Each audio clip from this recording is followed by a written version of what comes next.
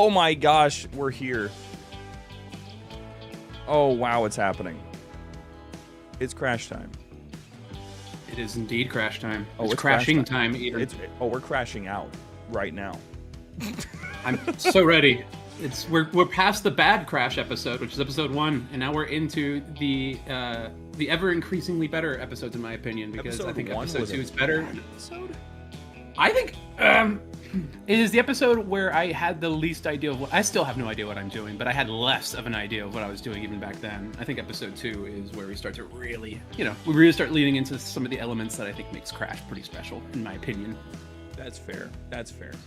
I can understand that. My chat is not functioning. There's no chat on the screen. This is always the fun part of doing these sort of things. Technical difficulties, man. We did the difficulties. We did the public stream on the Discord for Crash episode 10 yesterday, which just came out. You guys can go check that out if you want to go see more Crash. But when we did a stream on Discord, every maybe 30 seconds, the audio started getting really fuzzy, and I had to like pause and rewind, and I wanted to strangle John Discord. Like, it was just, I wanted to find out who he was, because man, it was just so frustrating. Yeah, it was frustrating. Technical difficulties in Crash are just kind of like, they go hand in hand. Crash is a never-ending conga line of technical issues. Yeah, it's fun though, because we can't even tell. Also, I'm pretty sure I got the chat to work, but I'm also pretty sure that it's exclusively connected to our lo-fi live stream right now. Oh, well, that's a bit of a problem. That's hilarious. That's like, it's functioning, but it's not functioning. Yeah, I don't know how you managed to do that. Good job. That's awesome. Thank you. Yeah, this is a function. This is what I've done. This is the Crash effect. I'm here, and then this technical issues start like piling up. I have no idea why. Technical issues follow me like a ghost. It was wild over the weekend when we did our stream with Xperia and 00, because there was not just problems with the mod. Specifically, installation 00's MCC takes genuinely 30 minutes to open. How is that possible? I don't know. I claimed that he has hundreds of mods installed, and he would not confess. I don't know how that's even... Okay, well, you know what? I'm glad that I don't have that issue when I have to film Crash. It was man. Also, Austin, you might want to open the stream on my end so I can see it. You know, that's I'm glad you brought that up. That's a good idea. I should have brought that up before. This is how unprofessional we are. Here we go. So now you can see, look, there's something going on the right there. Anybody? Oh, yeah, look at that. Anyone watched episode 10 yet? Yeah, look at that. I wonder what that could be. How that can... I don't know. I think, personally, it's just a trick of the light. Yeah, probably. Yeah, it's just swamp gas. Yeah. There's a light refraction. I think it's an editing error, actually. That makes a lot of sense, because this moment has nothing to do with the scene that it's attached to. Absolutely, no. It's a complete, that's just my bad. Whoopsie. I'm going to play it off as if it was intentional. Okay. No, I can appreciate that. You know how there's the ghost of Lockout? It's the ghost of High Ground. Well, I think we're all set and ready to get started with episode 2. How are you feeling? I'm feeling good. I think I'm ready. I'm actually feeling a lot better about this episode than going into 10. Oh, not 10. 10, I think 10's great. But no, episode 1, I was a little hesitant. I was like, oh gosh, here we go. It'll be great when we finally get to 2 is where I locked in a lot more to be like, oh, let's make this happen. Which, how funny is it? Last week we were genuinely like, you hear that, guys? Crash in a week. And everyone's like, yeah, it'll totally happen this time. And hey, it did. It did. I was, you know what? It wasn't quite May 8th, like I said, but we made it for the 10th. So... And now we're taking a little bit of a break. But the nice thing is, over this break, you still get to watch Crash with Austin and I as we work through the show, and I can give some helpful commentary here or there. Every roughly 10 seconds. Yeah. I just realized I'm excited. We get to have our intro now. The actual full intro for the show. The actual one. Dun, dun, dun, dun, dun, dun, dun. Yes. The wonderful Belmont Club made that song. It's gonna be fantastic. Also known as Strange Hotels. It's their other band. That's the same band, I'm pretty sure, but it's a different name, and they make wonderful music. That's awesome. Strange Hotels, otherwise known as Belmont what is Club. it? Super 8. If there were 8 band members, that'd be even funnier. Anyway, I think we're about ready to get started. So let me just put a pause on our little backing track we got going on here and hit play on episode 2 of Crash. All right, here we go.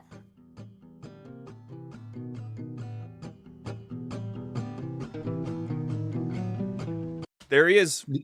There he is. These shots were a pain in the ass to mask. No, they had to be. Work around it. Yeah. Oh, they had to be. I think for some of the animations, you can see them move away from the mask a little bit, just ever so slightly. I can talk about that now because we've moved on to a new intro, so that doesn't have a problem.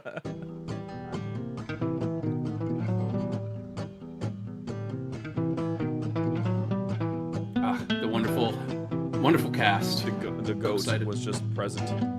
I love how we also have Wes and Lily here, even though they don't show up to episode 4. I remember seeing that for the first time, like, who? Yeah. I think it kind of ended up working out well because it meant that people were accustomed to there being 2 new characters. So when episode 4 starts, they're like, oh, here they are, as opposed to, who are these guys?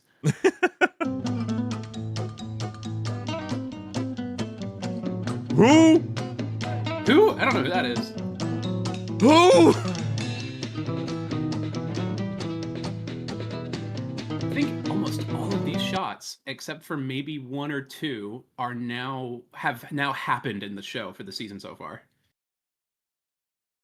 So wait, there's a possibility that 1 or more of these shots have not happened yet? Have not happened yet. Yeah. Oh, yeah. Well, I think one of them's pretty obvious. I think Crash shooting a second ago, that was one that hasn't happened. And that's I think true. One of the next to last ones. Let's watch through. I'll see if I'll point out.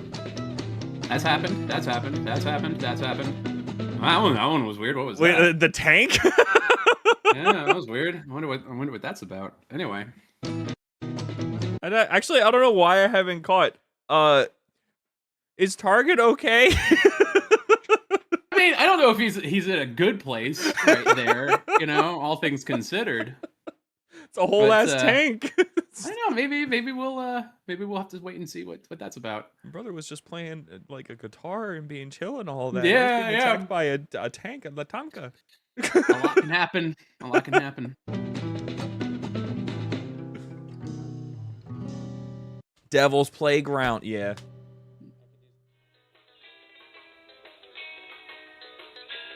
So at this time, you were still controlling these characters one at a time. Yeah, this was still on.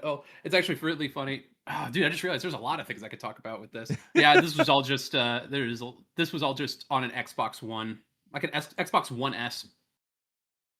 Actually, it may have been on my Series X. I don't remember if I had the Series X at that point. And what I actually forgot to ask before, and I only ask this because like this could be an interesting question sometimes for certain Machinima people. Do you have a recording software you were using to capture this?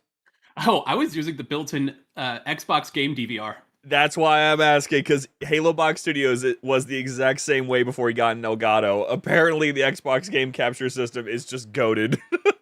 It's actually pretty good. It's like if you have an external device to store it onto, you can just start recording and stop recording, and it's pretty good. It's pretty good.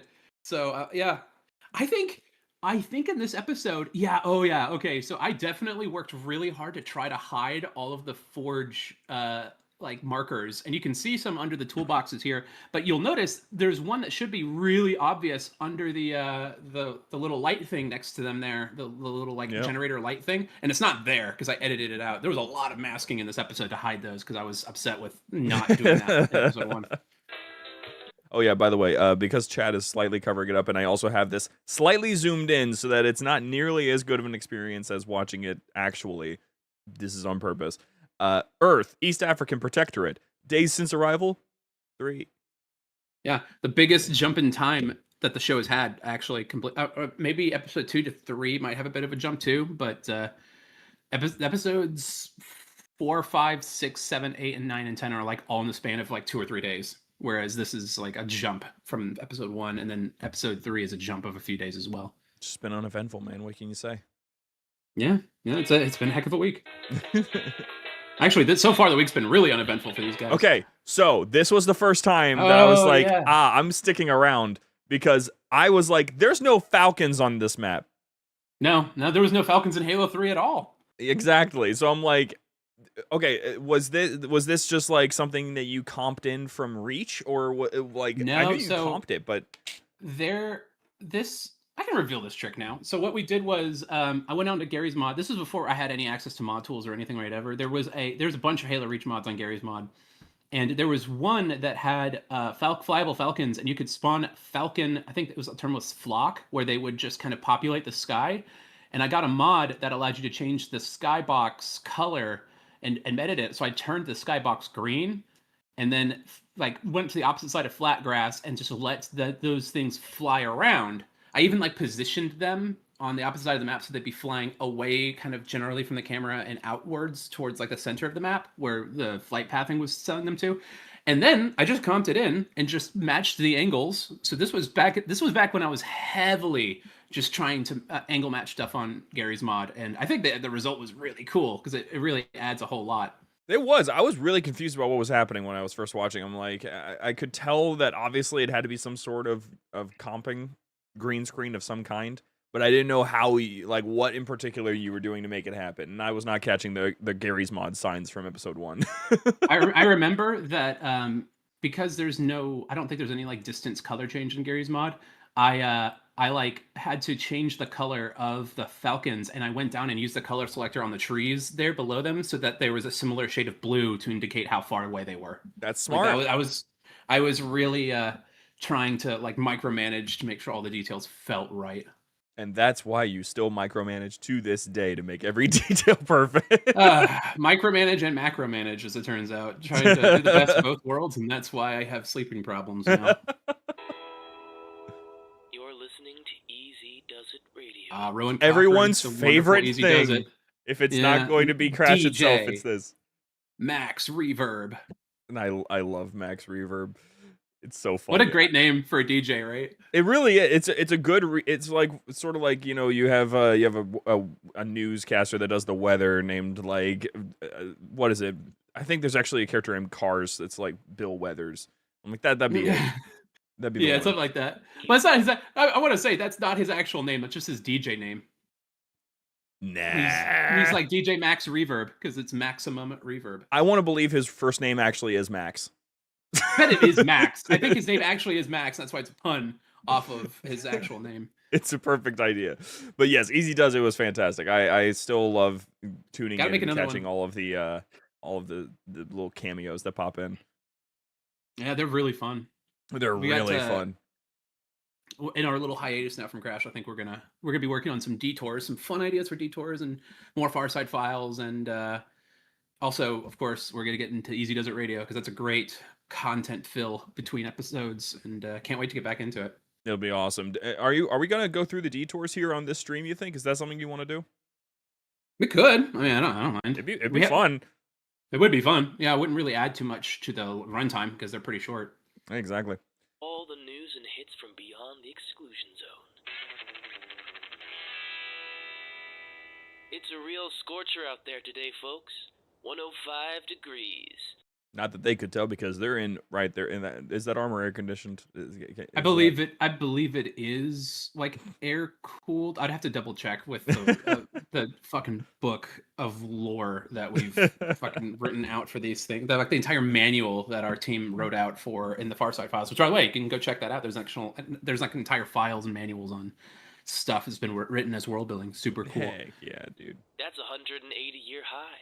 Be sure to stay hydrated. Error. Stupid piece of crap. Hey, Duke.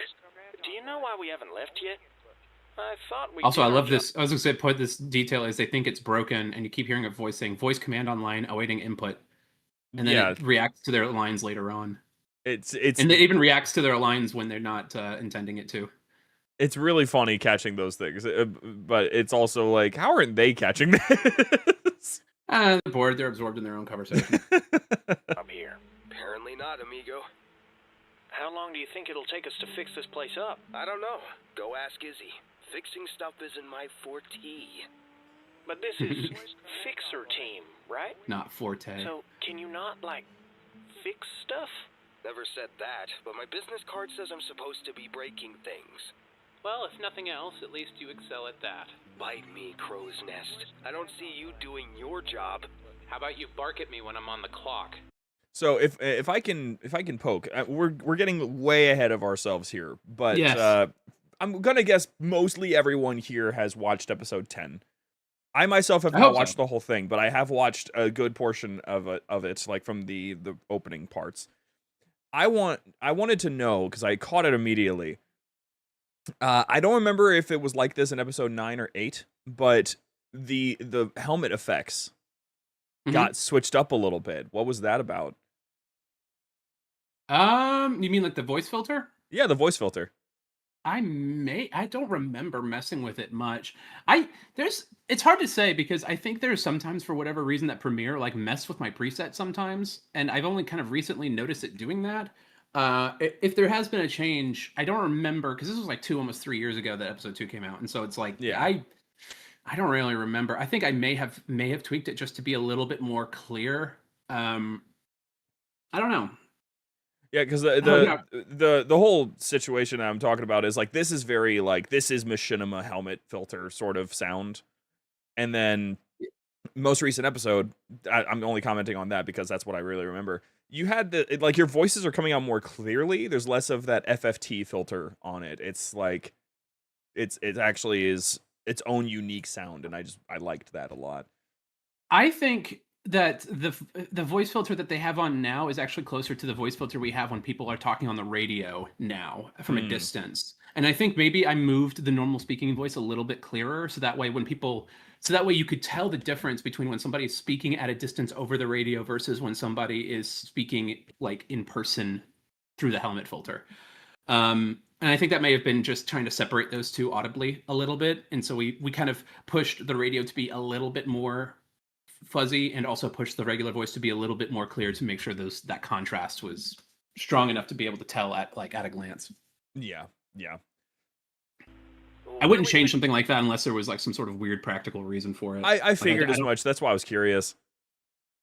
I don't touch stuff unless there's like unless there's like a reason for it. I'm like, oh yeah. So as soon as you said, yeah, it changed, I was like, what was the reason for that? I knew if I did that, I had a reason. It didn't come back to me immediately.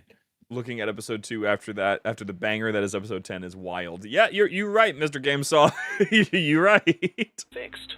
I have a strict daily routine. I think it's get really cool drunk about how much plot stuff in Crash is already present here. Mm-hmm. Like from episode 2, episode 1's just kind of establishing the world, and it has very minimal details about the greater extension of the story. Episode 2 is where the bigger parts of the world really start to come into focus, like Yes. with the flickers, which if you watch episode 10 you'll have an idea of what those are.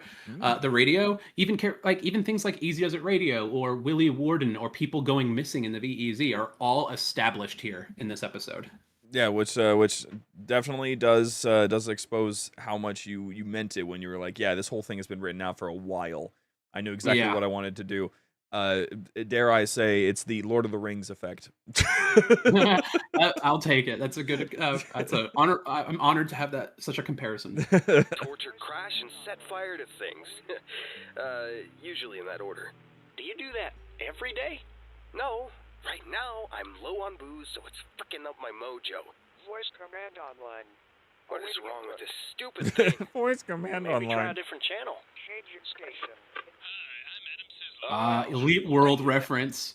So that Smooth View Films we mentioned, they made a series called Elite World, and there is a TV commercial in that show for what was it called? Hacks, and it's supposed to be like, oh, it's basically comparing using hacks in a game to using performance enhancing drugs, and that's kind of a whole bit in that show. And so this is one of the characters from that. I actually emailed one of the creators and was like, hey, can I use this audio for this? And he was like, yeah, that's not hey, okay, to be clear, I was like, I hope this is not an odd request. And he was like, not an odd request at all, go for it. And so this is a nice little Elite World reference. That's awesome, dude. Dad, I was just testing to see if well, Oh, you can see the bounce of the props. Yep. The classic Halo 3 bounce that happens just randomly for no reason. Yeah, I think we also make it so that the radio starts glitching, and I comped in some sparks from Gary's mod through the effects thing, so that way it looks like it's glitching, and the sparks start shooting out later with each bump, and then it changes station for some reason. ads. Next. Changing station. Warden show. Listen, folks, the warden knows when he's lied to, and this smells like some grade A schlock, okay? Next. Turning people into... Station. And this is a reference to Ross Scott's series Civil Protection, where there's a very similar bit with two characters finding a radio and commenting on this strange, strange song. I think it's music. Is this what those kids listen to now? There's a joke in the Civil Protection series where it says, "I think it's saying fat people not good." Fat people. It's like they're just kind of like, okay, turn it off. This is too weird. Getting old crap. Error. What? Oh, come more. on. There's our Falcons More again off in the Falcons. distance. Did you break it? No, I didn't break anything. Hey, I thought breaking things was your job. Actually, I'm pretty sure you hear AirCap search and rescue underway, and you hear that on the radio in an old version of Checkmate's voice before we updated it. And then you actually can hear the Falcons flying directly overhead, and in the next shot, you can see them after a moment flying away towards the same direction. It's a nice little background detail I added in post. The what we call world building. Yes. Hardy hard, smart Alec. Well, it was already broken. Target, you're dead. You're a witness if Izzy starts yelling at me. Wasn't it working this morning? We haven't touched it much. Error. How did it break? How should I know? This is what we get for buying secondhand. Is that Checkmate? That was the old version of Checkmate back when it was just the Tom. I think it was the Tom text-to-speech program from like the 80s, and we based the new Checkmate off of that. And so That's awesome. Maybe it's just a bad signal. there they are. You We could hear use that tower thingy to there. bring Yeah, it see up. they fly directly over, and you Don't could hear it very bother. quietly He says the power's still passing down. over Doppler effect Power's of the down. thing. But then how are the lights working around here? I have no idea. Like I said, go ask Izzy. She knows a lot more about this tech crap than I do. Oh, okay. Hey, you should go back. I So should? if you look at the tower in the background, down. right next to the pause right there. So you see that light post right there? Yeah. If you watch that spot very closely over the next scene or two, you're gonna see a flicker there that very few people. I don't think anyone's noticed. Really? Okay. Maybe, So maybe this one person's this noticed. light right yeah, there. for right stream to the reference. right to the left of it. That little space between that and the bar, you're gonna see it's gonna be very subtle, but you'll see Okay, it flicker I'm for a few I'm- frames on the screen. Power's down. Wait, But it's not then this how shot; are it's the lights next one. working around here? I have no idea. Like I said, go ask Izzy. She knows a lot more about this tech crap. Oh. Yeah, there's a Yeah. bunch of those hidden in this episode. There's a That's bunch. awesome. And that one's strategic because people are going to be looking at Duke and not over to the right. Exactly. Yeah, exactly. We keep a lot of the flickers that show up in this episode that are not focused on are really in the corner of people's eyes. Can I? It's right where he says tech. Got it. There it is. Look at that. Yep. How'd that get in there? How did that get in there? Anyway. This tech crap than I do. Yes, the weird stuff starts happening. Hey, did you Are see you that? sure about this voice? Where? Down there in the canyon. When? Just now. What was it? He saw a Hell, flicker. It was like a thing. There's another flicker? What? Where? No, he saw a flicker off screen and he was like, "Did you see that?" Oh, And they're okay, like, okay. "Oh, what?" Down there And in then the he's like, canyon. Where? Crash is a little paranoid. Just now. What was it? Which this was the thing that was really interesting to me, by the way. As a person watching this for the first time, going from episode 1 to 2, it was like immediately getting it. I'll put it this way: it's like if the Scooby-Doo gang pulled up to a quirky, spooky mansion that has some funny things going on in episode 1, and then in episode 2, they actually start genuinely getting haunted by like a poltergeist, because you're watching these lighthearted characters that have now been established, and all of a sudden they're being influenced by things that are absolutely horrifying and beyond their comprehension. I love a particular kind of template for storytelling, which is characters not noticing the encroaching horror. Yes, that Like, one's wild. I love it because it builds tension and kind of comedy too. Like having these guys just stand around and just kind of BSing and just like talking with each other, and then you see something in the background. If you're an audience member and you somehow notice that stuff, you're like losing your mind because you're like, Turn around! like, what was that? And then like, it's I don't know, it's fun. It creates a nice like bounce of the between the story and the mystery and the comedy that I think works really well. Yeah. I don't know. It was like a thing. A thing? Thing. It looked like a flicker of blue. Whoa, did you see a flicker of blue, Target? No? Is that like the name of a movie or something? It was right there. Man, you guys are great sentries, you know that? You know what, forget it. What was that about? Sounds like the heat is frying C-Rash's brain. I don't know if that'll fix him or make it worse. C-Rash. Man, it's killing me too. I feel kind of dizzy. Then drink some Dizzy? Dizzy. water. If you pass out, I don't know how to do mouth to mouth. I've been drinking like 2 gallons. Wait, you don't know how? Do I look like a lifeguard? Besides, Reverse cooties. that's how you get germs. You're one of them germaphobes, Duke? Only the male kind. It's like reverse cooties. It's a reverse scooter. CPR is important. Never know when you're gonna need it. If you say so. I'm serious. You know, this one time my buddies and I were going noodling in this big noodling. There's your There's spark. the sparks. Yeah, added the sparks to help explain why it's bouncing randomly. Because it didn't bounce at all when I was recording before, and I hadn't moved the characters. The engine's weird, and just started deciding, you know what, we're just gonna start messing with it. But nowadays, you can just have the placement stylus fixed, and that completely bypasses it because this is Forge mode. Thank God. So You know, catfishing with just your hands. People drown all the time doing it back home. and it's changing songs too. It's really funny to me because this is basically a forced production moment. You had to do something to make that make sense. Yeah, it's absolutely. Yeah, I think it's a nice little background bit for the scene. Yes. Actually do that? I thought that was like an urban legend, like skinwalkers or a father figure in your life. It's real, all right. That's really funny as a joke, but it also is painful when you know. Yeah, later context is you're watching like, watching first, you're like, oh, that's a good one. Then later, just, oh. You want to talk about it? Some guy told me it was illegal once, but I was thinking if I caught the fish and cooked it up, I'd be safe from any legal repercussions. No witnesses and such. Of course. That's actually a They pretty can't have you subtle witness- joke. That's the first hint that I think Target's a lot more witty and funny than people realize. Is that he was sitting there and saying that they said it was illegal to go noodling, and I figured if I cooked up the catfish and ate it, then there'd be no witnesses. Which is pretty funny. He's implying that the catfish could testify against him. Like, he's like, who the fuck's gonna see me doing this? They're unsafe. Like, who else will pay your taxes? This government, man. So anyway, we were there in the river, and I stuck my hand into one of those mud holes where the catfish live, and my entire arm was in this massive guy. It had to be the size of, like, a truck. I instantly began to panic because I'm strong, but a truck is a because I'm strong. But a truck is a lot stronger. I only had to learn that once. needed to learn that lesson once. Wait. I love there's definitely a story behind that. Like, what do you mean that you only had to learn that lesson that you were not as strong as a truck, Target? And why did you only it makes sense.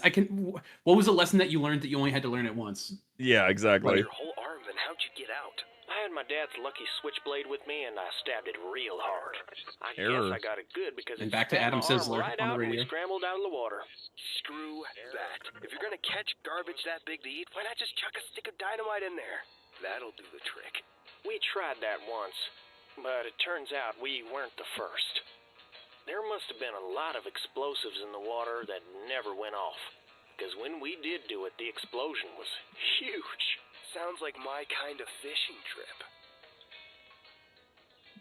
Oh, there's a flicker in the. Okay, if you go back, there's a flicker in the caves there, and not only Never that, went off. it is Because when actually we fully did do modeled. it, the explosion was Spoiler: it's the huge. flicker of Sounds Jack like Harper my and kind of V fishing standing trip. next to him as a little hologram.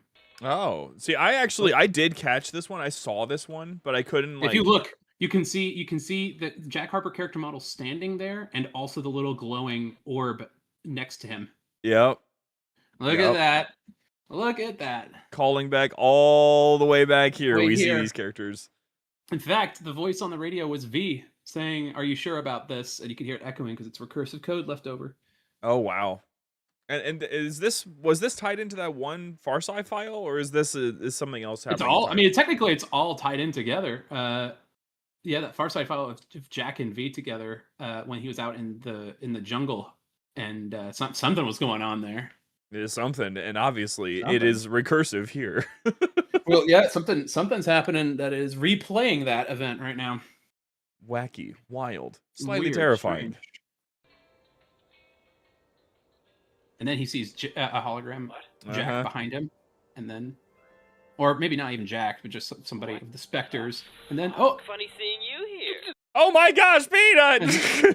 here's a fun little editing detail. So I because I knew people would be theory crafting about stuff. I actually have it. If you look, you see the if you go back, his reticle is red for half a second over Peanut, and then it turns green.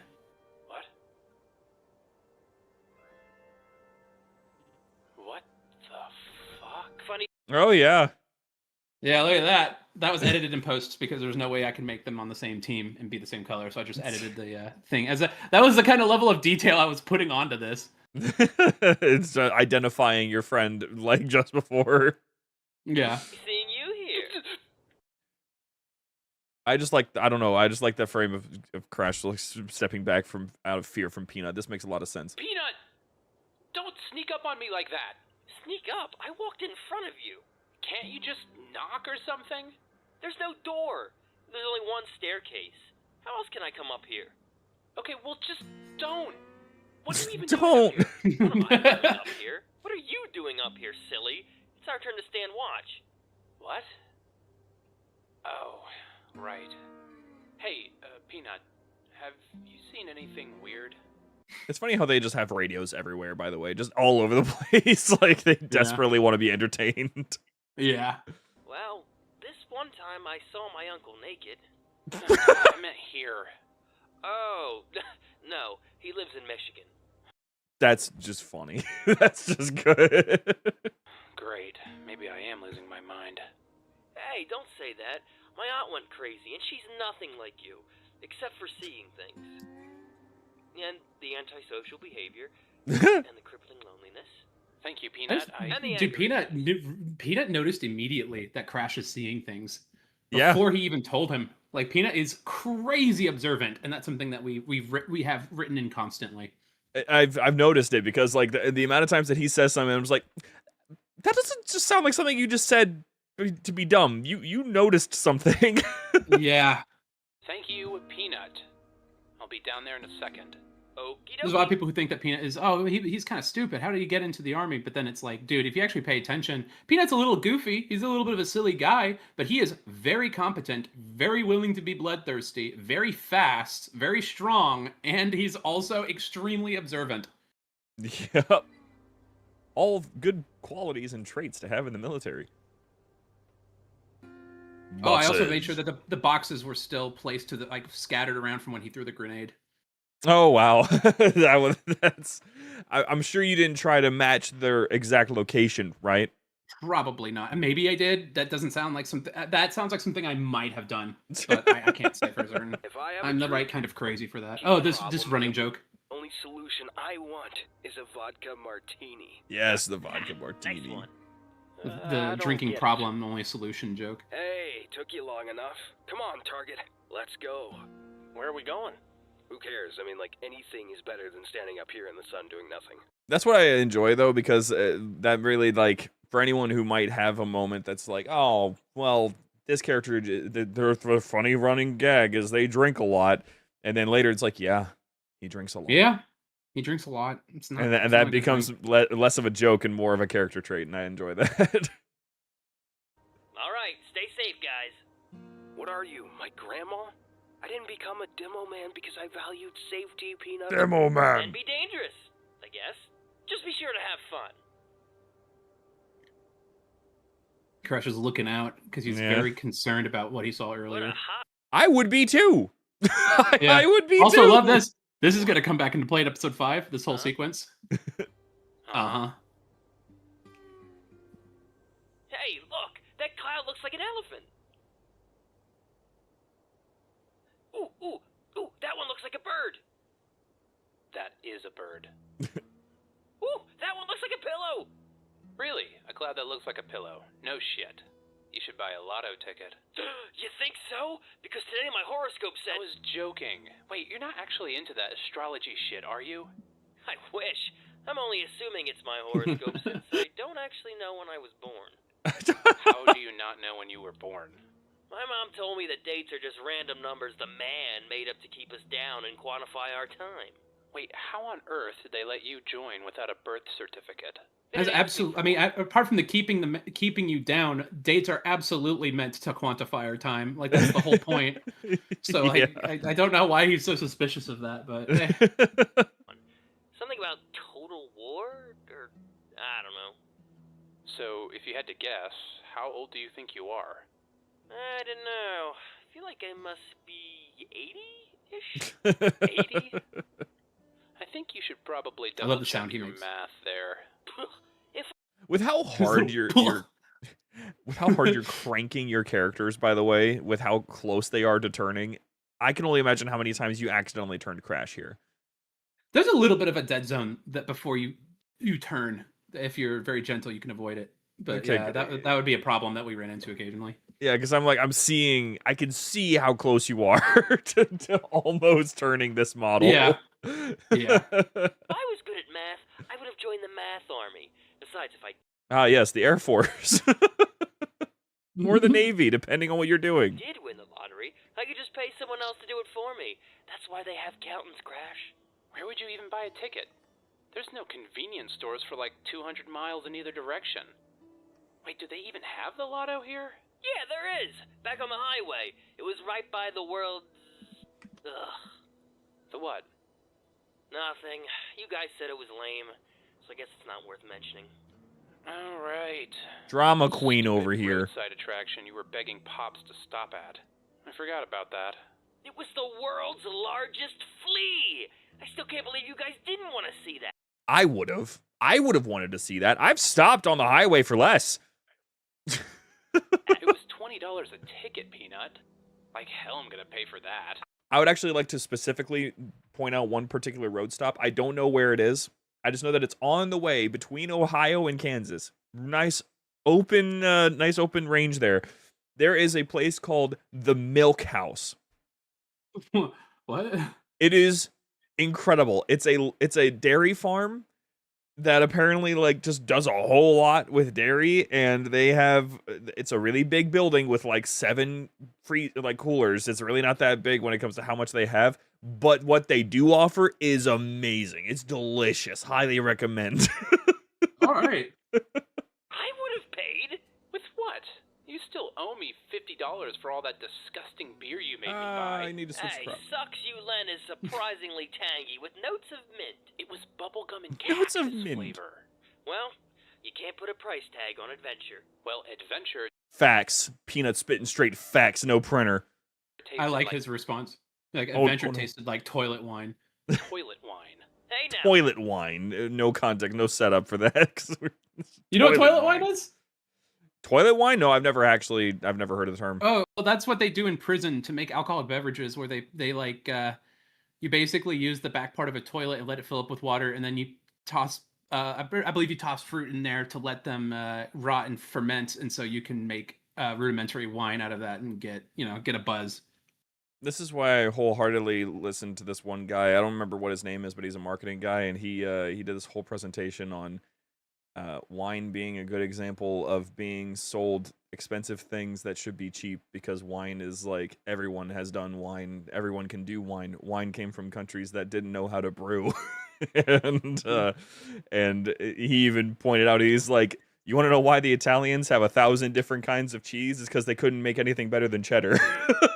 Oh, it was on Yeah, sale. fair enough. Guess who saved you $2.95? I would have saved more if you didn't buy it at all. Not even Duke likes it, and I'm pretty sure he's made toilet wine before. All right, we in the Duke Here's household. man. It was a pain to mask the sparks coming out and match them in Gary's mod to make sure that they would bounce off of the ground the right way. That was a pain. Yeah. Dude, there's a lot of pain. I went through a lot of pain and suffering to get like these little details to not. Yeah, you had to feel get the out- camera feel out of matching place. now, but now it's a whole lot easier because you can probably just do all sorts of lighting and FX and all sorts of things right It's a there in lot- the engine. Yeah, it is a lot easier and it looks a lot better, but it is more work for Athena. Well, so I'm like, oh, But hey, so long as Athena's having fun, right? yeah. I just usually when an episode comes out, I'm like, I kind of like when I bring the list of things that need to be done to Athena, I'm just kind of like, sorry. Like, I'm sorry. Like, this is a lot. I know this is a lot. Well, hey, at least now she's getting a whole lot more attention, a lot more appreciation for what she's doing. Call this Yeah, little absolutely. trick the Duke Loop. Whoa, theory time. Peanut is a Spartan. He is incredibly strong and observant. He recovers from injuries fast. He is also covered in scars from an augmentation. His aloof attitude might just be a cover. You know what? That's not the worst theory I've ever heard. He's quite enigmatic. Oh, hey, look, world building all the way in the back. You can see other characters. You can see Izzy on the computer, which was also added in Gary's mod because I forgot to shoot her there. Do you have these characters in Gary's mod? Yeah, because there's like a Spartan mod that you can customize a Spartan model. That's hilarious. That's awesome. I would not have caught that one. This doesn't look exactly safe. Hey, it's totally safe, okay? It's breathing You sound safe. like Crash. What are you doing to the Sam thing? Also, here's another detail. There's a book. If you keep going, there's a book on the floor next to him, and I think it's another Adam Sizzler reference. Here on the I forget floor, what I like to the do an impromptu fireworks see. set. And for this, Ah, yes, There the it Adam is. Sivler. Explosives for Morons. This book is sizzling. sizzling. Yeah, and that's the character model they use as Barney from Half-Life 2, but that's the character model they use for Adam Sizzler in the what's it called in the Elite World. That's awesome. So that's like a really throwaway little joke that we just had there. A very Red versus Blue-esque, just out of place object. Yeah, Like a book. It says explosives for morons. it's perfect. year, I've been working on a cocktail for the best light show you've ever seen. This Sam site presents a golden opportunity for me. And everyone's okay with you doing that? I didn't ask. How do you think I got sent to fix her? My last CO wanted me hanged, drawn, and quartered for doing it. Whatever that means. This isn't what I expected to be doing today. Hey, lesson 1 of Fixer. You gotta make your own fun. What on earth are you doing, Duke? The goat has entered the chat. Oh, nothing. I was just a little DUI project I'm working on. Pause. You're not. That is a stealth joke written by my wife, which is he has a Freudian slip when instead of saying DIY, he says DUI. I caught that and I'm like, that's funny. That's a good Yeah. one because like that's like That a was subtle example one. of my wife's, like, she really loves, and I really love subtle jokes like that just fly under the radar. That he has a Freudian slip and he says, just a little DUI project I'm working on. Because most people their brains are gonna correct that to DIY. It's like very, very similar sounding, but I think it's that's a really funny, like, subtle joke. Shout out my wife. Shout out to Mrs. Boom. Boom wife. Yes, she's you're the boom to her rang. The real MVP. Yes. Oh wait, Tungsten. I might have wrote DIY for the captions. Oh, that's so subtle that even you didn't notice it, Tungsten. No, maybe you can go back and fix that. It's okay. Trying to do that 4th of Duke Lie thing again, are you? Oh, I go back again. Sorry. Oh, When gosh. he says the 4th of Duke. Oh, no. Lie. Oh! It's Oh, the 4th no. of Duke Lie. There's flickers over in the garage. In the garage, what just happened? What did this happen? Hold on, I gotta switch it back to default. We're crop. very, very professional here. Hold on there a second. we go. Hold on a second. Let me just because now I have to resize it and make it actually fit in the stream. This is. Oh, I can see. Yeah, this is awesome. This is great. This is great. Okay, cool. Now we're good. I'm sorry. Now I messed us up. This is my no, fault. it's completely fine. I'll charge you later. Fun fact: Leo just doesn't know what being drawn and quartered actually means. Hung, drawn, and quartered means they hang you and then they like tie. I'm pretty sure it's that. Then they like tie horses to 4 of your limbs and make them run in different directions. It's pretty It's great. an old like medieval execution thing. Yeah, I don't even think it would have executed them very quickly, to be honest. No, probably not. How do you think I got sent to Fixer? My last CO wanted me hanged, drawn, and quartered for doing it. It's also not hung, it's hanged. He said it right. Hanged is the past tense of This the isn't execution what I method. expected to be doing today. Hey, lesson 1 of Fixer. You gotta make your own fun. What on Yeah, earth are you? so behind Okay. Pops, not in this scene, but the next one where he says, "You're not doing that 4th of Duke Lie thing, are you?" And you see I believe there's a flickers of a couple of people. Also Crash added in post up on top of the wall. Doing, Duke? What? Oh wow. Okay, so Crash being there is I will say that's probably the most obvious comp so far, just because I don't know if that like that's the thing. It's like you would have to really pay attention, but he's probably a little too big. Darker. It's also it's really also big. No, I mean it's probably, if you look at the turret for comparison, like I think I mean it's fine. I think it's just the color grading. He's a little too dark. He is very dark, yes. And is Izzy still in Gmod? yeah, it's the same shot, just slightly cropped, so That's it's a little funny. That's awesome. It's how we got away with not having enough controllers for more than 4 people on screen at a time. I mean, creative solutions, man. They make things consistent. Where's Peanut? I'm pretty sure Peanut's supposed to be up there. I may have just either I thought he was behind the crate, or I just forgot to add him in there. He had to pee. He had to pee. Yeah. Okay. What? Oh, nothing. I was just a little DUI project I'm working on. You're not trying to do that. They're in the garage. There was. Yep, saw it. Saw them. The 4th of July is a very important date in my family history. We have a long-held tradition. No, absolutely not. We are. I've got the different angle on the book there too. I had changed the angle. So above and beyond for no reason. Just for no reason. Other than I was like, the book's supposed to still be there. I guess I'll have to add it in. It has to be a different angle. With no booms? If you're that bored, I can find some work for you. Either way, I don't want to see you anywhere near this SAM site or any of the rockets. Understood? Understood, sir. Good. Just take it easy. We should be. So if you didn't get access to mod tools to make it so you can do like in-game cutscenes basically for Crash and all that, were you just gonna try to do what you were doing but instead use Gmod animations? No. I'm gonna be completely honest. Part of me didn't expect this to go anywhere, and so I was. The truth is, so it's like, so did you like? It's funny, for as planned out as the story elements were. We set up going to New Mombasa, I think, as early as this episode, maybe this or the next episode. But like, my thought was, figure it out. that was the most that I did. I mean, we didn't have like the guitar sequence planned out this early because at this point, I still don't think I realized that Henry was such a phenomenal singer, and like he's just such a renaissance man who plays target. Did he? Because he just popped off out of nowhere.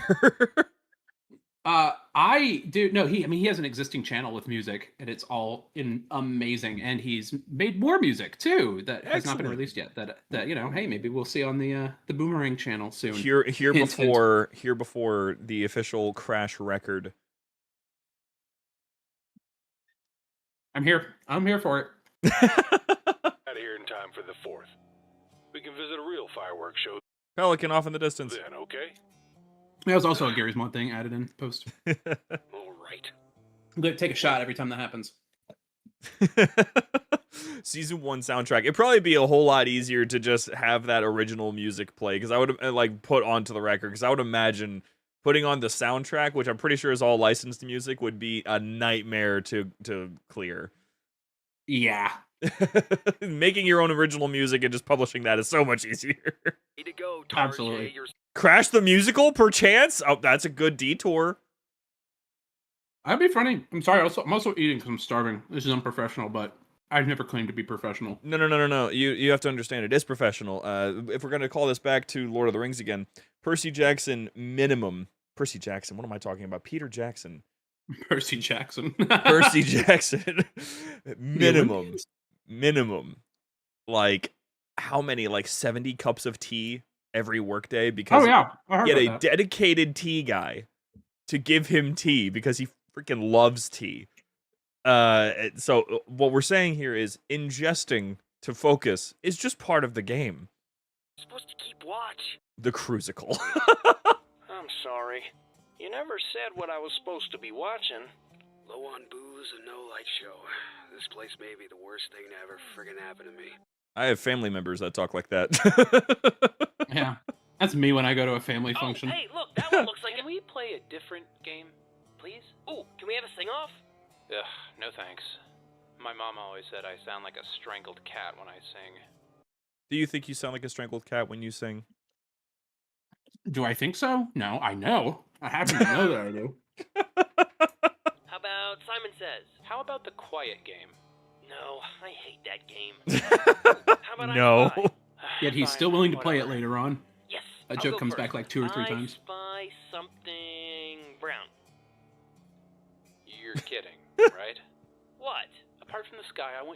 out one thing here that isn't some shade of brown. Nuh-uh, not gonna let you cheat. You have to guess. Okay, fine. The tree bark? Nope, try again. The dirt. No, silly. Man, you suck at this game. All right, I give up. You win. Oh, there's 3 hornets in the background. Yep. Come Yep. on. Duke's right. You really are no fun. What is that? Either Duke broke it, or that's just some interference. Been a lot of that lately. Weird. You think the shape of this canyon has something to do with it? Hey, do you hear that? How could I not? I feel the static in my brain. The volume knob isn't working. No, not that. Wait here. This is one of those moments where it's like how people describe when people try to avoid realities. You're watching this show and it's like it's happy-go-lucky, silly fun, and then suddenly something rips you away from how comfortable everything was just a second ago. Yep. It makes you like it activates something in your brain that's just like what's going on, what's wrong. Yeah, it makes you start searching around. Yeah. Makes your eyes start Leaving. darting around. Aren't we on watch? Since when are you a Boy Scout? I'll be back. Don't worry. There's a bird I added in post 2. I don't know why the frick I added that. It's such an unnecessary detail. I just was like, hey, there could be something in the sky there. That'd be cool. I mean, that's the thing though. The more that you add onto it, the more that this feels less like just some dudes in high ground on Halo 3 and more like, yeah, these guys are in the VEZ. They're part of a larger operation that's happening all around them right now. Yeah, the birds also aren't getting shot now. So later episodes, more and more birds start showing up back at the base now that Sammy isn't shooting them. Peanut, there's only Nature one way is in healing. here. If you see anyone, just start Pelican. shooting and screaming. Pelican. I'm pretty sure I'll be able to hear you. What if something comes from above? Through the unmarked minefield? Yeah, if someone Foreshadowing. tries to come through there, I'm Yeah. sure we'll hear about it. Crash? Wait, crash! Oh, here's some good foreshadowing. Oh, man. That one looks kind of like glass. I remember hearing that line, and I paused this episode. I paused and I was like, "What the fuck? Like, what does that mean? What do you mean glass? What cloud looks like glass?" And I was just like, and I also remember seeing comments of people also being like that. Like, what does he mean like by that? What are you talking about, dude? I loved people coming. That's the first hint about the wobbly blob that we've that is it all the way back in episode 2. Yeah, baby, the wobbly blob. The air is squiggly. What? Fun fact, that's also look at all the other radios he has. Isn't that interesting? Yeah. You mentioned that earlier. Yep. Can But you hear me? With rain expected later in the week. Ah, okay. and Rain is guess what? expected There later in actually is rain later in the week. the week. As a matter of fact, there is. Damn it. Finally. Hello? Though I'm pretty sure it'll all sizzle away. Crash! Sizzle away, Madam Sizzler joke. Peanut, can you stop just encroaching Yeah, upon his space? I do love how it's just him like very sheepishly poking his head up over like Crash. Can I Like, hey come up? buddy. No, I'm busy. Go away. Come on. I even asked nicely. Maybe Peanut can't Also come the up. news story. Oh gosh. There's a About few jokes here. Dr. The Dr. Dimples line. Yeah, Dr. Dimples. Peanut, I forgot to mask out the. No, okay, I didn't mask it out because the rifle covers it up. Oh, is there a forged little Yeah, note forward there? marker. Yeah. If there's an obvious one like that there, it's almost always because a character moves over it, and I was like, "Fuck it, I'm not masking that." Up it again, I will pour cement down your ears while you sleep. Okay, Mr. Privacy. I didn't want to hang out in your stupid tower anyway. Biggs, are you there? I could use a hand down here. Reports say that another squad has gotten lost. Hear that, Crash? I'm gonna go hang out with Izzy. And you know what? You're uninvited. The local garrison CO said, "Who are you? Get that camera out of my fucking face." Definitely a When asked for military comment- radio. Yeah. When asked for comment, the local garrison CO said, Who are you? Get that fucking camera out of my face, or so help me, and then cuts off. How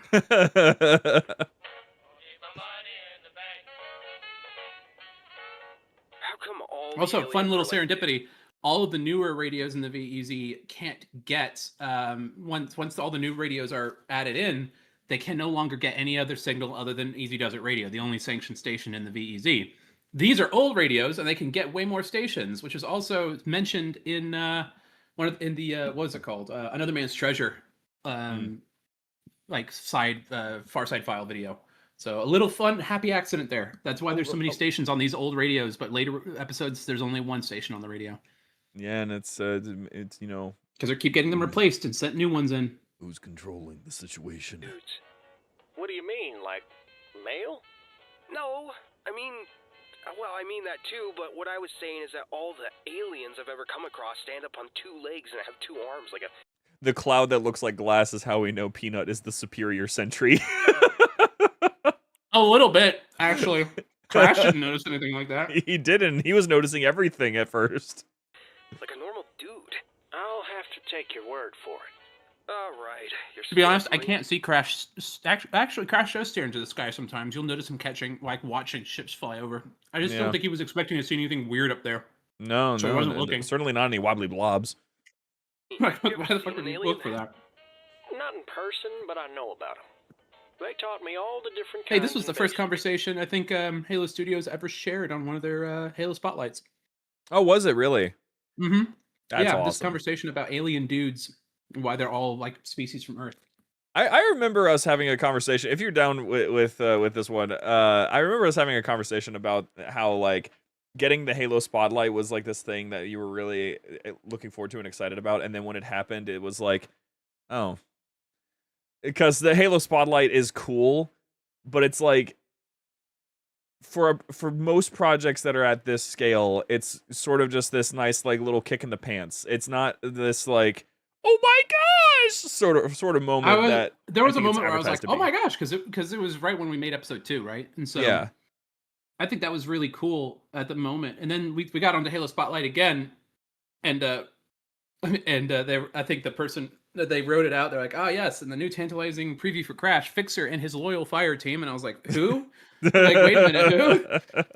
So that's become an inside joke amongst the cast. Fixer and his Is loyal referring to fire Pops team. as Fixer and his loyal fire team.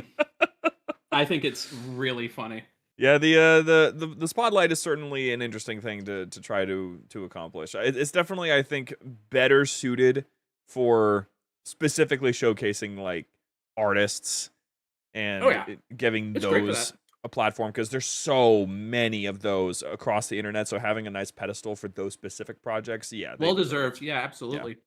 Then you know what I'm talking about. If there are potentially billions of species that evolved over millions of years across the galaxy, why do we only see alien dudes? They even look like animals from Earth. I straight up have thought about this so much, and hearing this random ass green dude just talk about him like, facts, my brother. Look, Yeah. name a kind of alien. Brutes? Monkey dudes. Although I did find out recently that brutes are actually bears.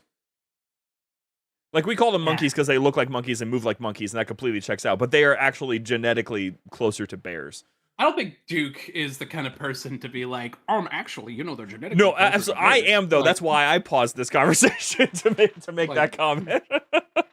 Duke's 100% the kind of guy to just write it off and be like, monkey Monkeys. dudes. Monkey guys. Lizard dudes. Grunts? Also lizards. Jackals? Birds. And sometimes lizards. Listen. Really? I thought they were reptilians. Whatever. Same difference. Literally, like, lamp shading that. Change. Like, they're very bird-like before and then very lizard-like after. And so they had the characters go like, oh, I thought they were like kind of, reptilian. Whatever. See, this is just hilarious to me, because it's like I'll make some sort of comment thinking I'm being all like, blah, blah, blah, blah, and then I haven't seen these since they came out, and so then you probably having these burned into your retinas by this point, yeah. are just like, oh, wait a minute. Like, you said the joke before my characters did. You're stealing my material, Austin. Bug dudes. I mean, I've never seen a two-legged bug on Earth. Why would they evolve that? To see above the foliage? They can fly. What about hunters? They're like a colony of worms or something, right? Yeah, but what do they I come love this together point. to form? A dude? A dude with 2 arms. They could literally take any form. Why not 4 arms? Why not 4 legs? Why not ditch the armor and go through walls and crap like in T2? I don't get it. I bet he doesn't even have a cement mixer. Hey, Hi, P-Man, Peanut. can you think of any aliens that don't walk on 2 legs? What about those floating purple trash bags? There you go. We have 1 out of how many? Floating what? We also a little lore detail where Target doesn't know what those are. He just went through basic, and then Duke's like, "Yeah, we barely ever see," which means because they're rare. Yeah. I've never heard of those. Yeah, that doesn't count really. We really never see. Wait, where are you going? Yeah, weren't you It's cool just to see how much we were like putting in factual Halo lore into the story long before we had any ability to really depict any of it. Although, let me tell you, I'm reading through all the novels with the book club and the Jumperscape Discord server chronologically right now, and it is actually hilarious how many of these books that dropped from like 2010 to like 2016, there were like 4 or 5 books in a row that had a Huragok. They stopped feeling rare for a second there. Yeah. You know, it's It was really wild. funny. It's really funny. There was a comment on episode 10 saying that Crash really is a love letter to the Eric Nyland books because there's a lot of. I'm excited for you to see 10, Austin, because there's a lot of tie-ins to the Eric Nyland books. Specifically, the Eric Nyland books? Specifically, the Eric Nyland books. Sweet. All right, I'm sold. Watch. I'm helping Izzy with fixing some things around. There's tie-ins into the other books as well, but like Eric Nyland's the one I think that has the most tie-ins, like in little nods. I mean, his books are just called the Halo Bible for a reason, so. Fixing things, huh? Well, hurry it up. I'm running low on booze and the boss won't let me drive the hog. I'm telling you, dude, no one says the word booze better than this guy right here. Yeah, I know, right? Leo kills it, man. Since last year's Duke's Derby. Hardwire alert. All units and sectors 24, 25, 31, 16. That's Checkmate's old voice. Hey! Who rang for the Nutman? That's Actually, just it's funny. That's just So funny. Checkmate's old voice was like a lot more rudimentary. But then when you see Checkmate's number, he's Checkmate version 5.8. So you're literally Checkmate updating him. Yeah, he's updating as the story goes on. He's Forsyth's personal AI, like kind of like his Auntie Dot. Yeah. Why do you keep calling yourself that? Peanut, I need Which your also help. means that Checkmate is not a volitional AI. He's like Auntie Dot. I did catch that one, that he's just unfortunately we have to call him this, a dumb AI. Actually, he's well, we're gonna get into some deep lore. I'll mention this. Forsyth is quite a smart cookie, and he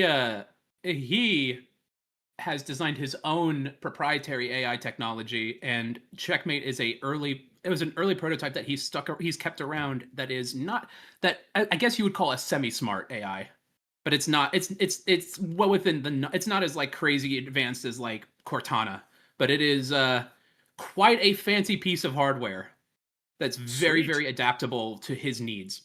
So we have dumb AI, smart AI, and now average And then AI.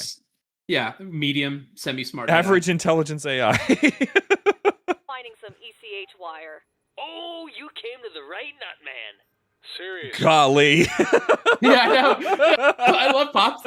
Dude, okay, go back. Look at Pops' reaction to the first part when he Why first do you says it. keep calling yourself that? Peanut, I need your help finding some ECH wire. Oh, you came to the right Nutman. Seriously, we're gonna get another HR complaint. When I was a kid, my uncle used to take me out to construction sites. You wouldn't believe it. They left all this copper wiring lying around, free for the taking. Okay, whatever. Just start looking around. How dismissive she is, like, okay, whatever. All right, If whatever. we don't get this place fixed, they'll be pissed. All right. Wait, who will be pissed? Who else? Command. Do we The wonderful care about Trina pissing Duhart them off? as Izzy. Just Yeah, we're doing a right now phenomenal we're job. editing together our next episode of Stories from Waypoint Battle for the Academy, and she plays I think 2 or 3 different characters because I She was has range, like, man. She's so yeah, good. because I was like, we have so many side characters that I don't want to have to worry about casting. You want to just do like 3 of them? She's like, yeah, sure. And yeah, she shouts a lot. Now, boss? Yeah. Don't ask me. The Academy is under attack. She's gonna shout. And good news is she's very good at shouting. Are you spoiling everything? Apparently. What? We're spoiling that the Academy's under attack. Maybe It's called Battle for the Academy.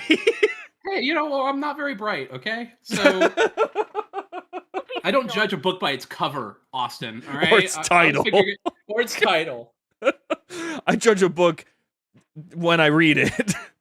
Yeah, I judge a book by its first sentence, personally.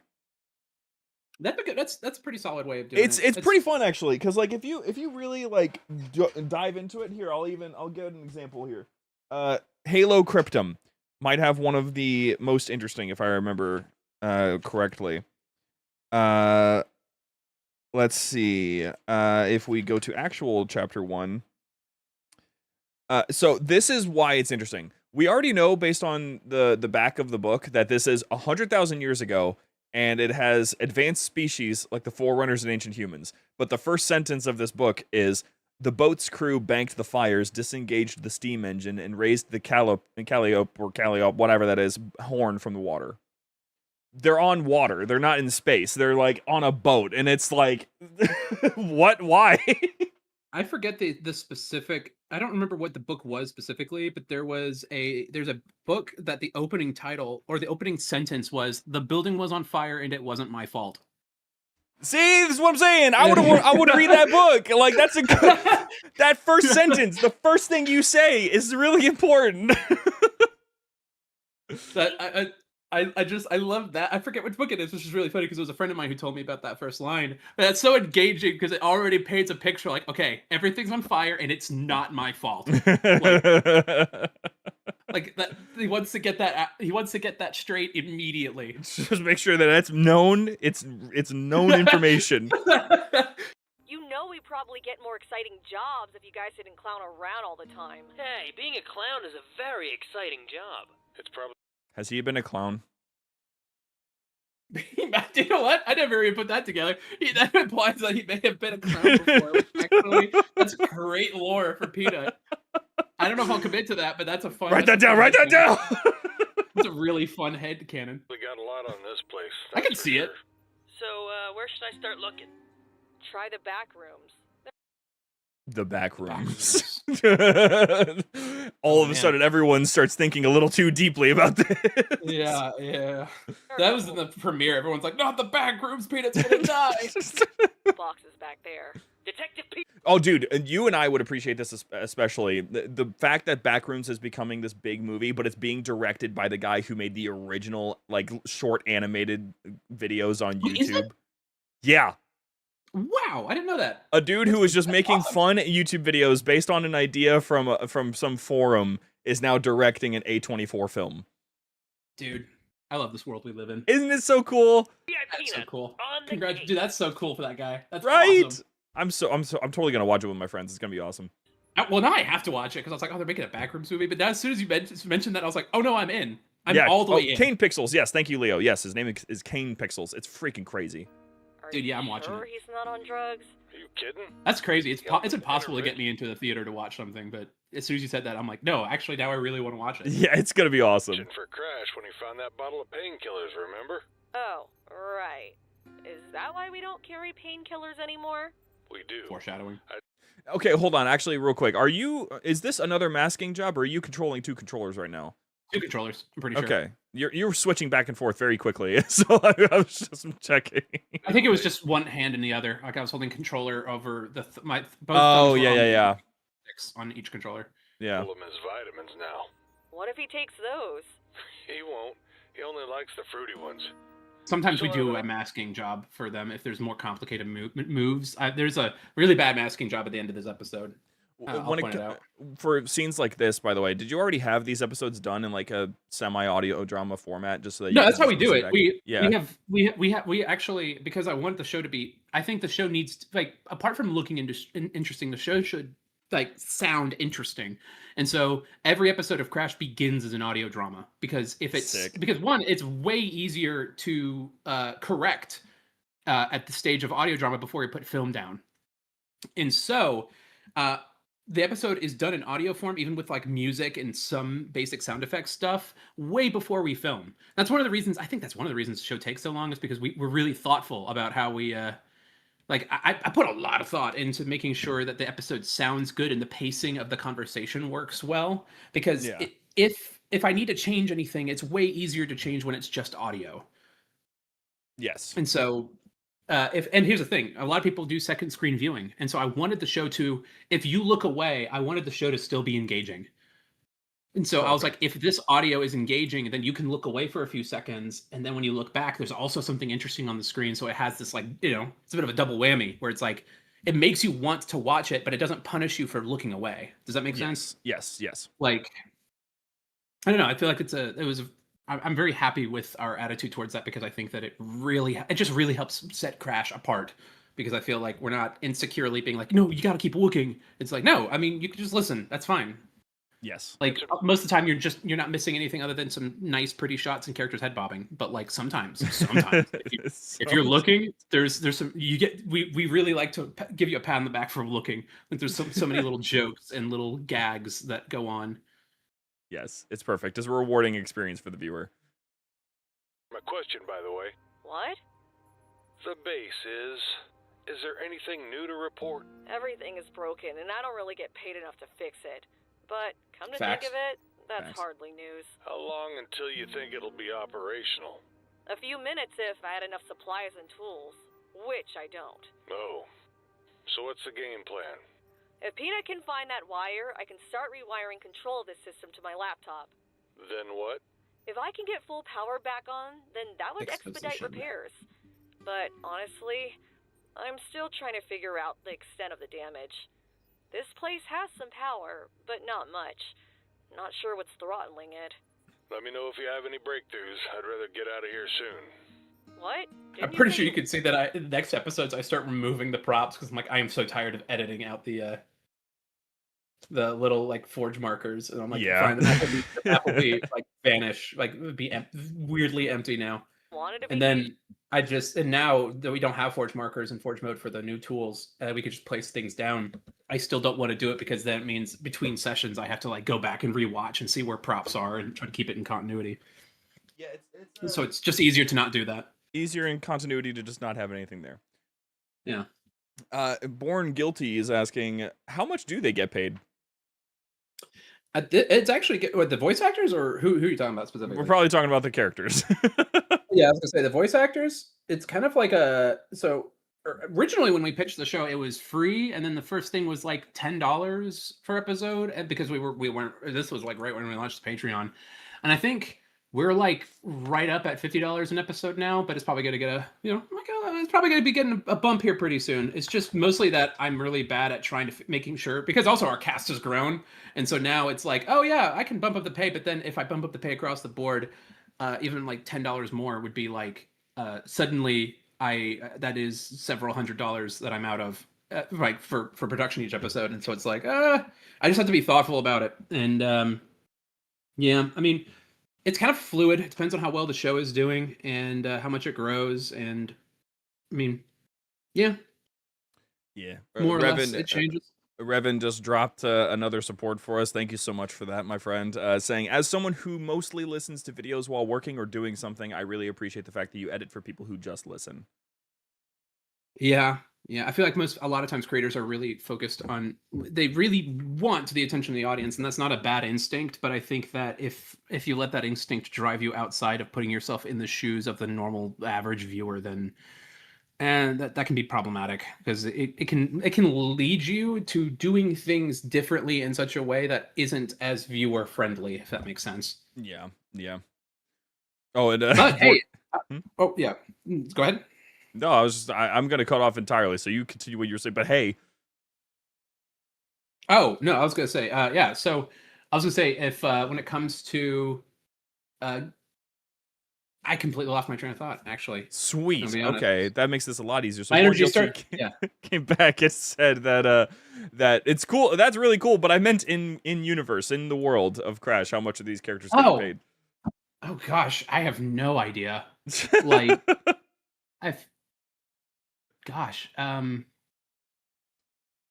Yeah, no, I've never thought about that because I think I've very quickly tried to, like, I'm bad with money in real life. I don't like bad knowing, and like I'm just not a math guy. And so like trying to think what's the conversion math rate guy. of like what is the money that they even use? Credits? Like I don't actually, I'm pretty sure it's credits, but like I don't know the conversion rate.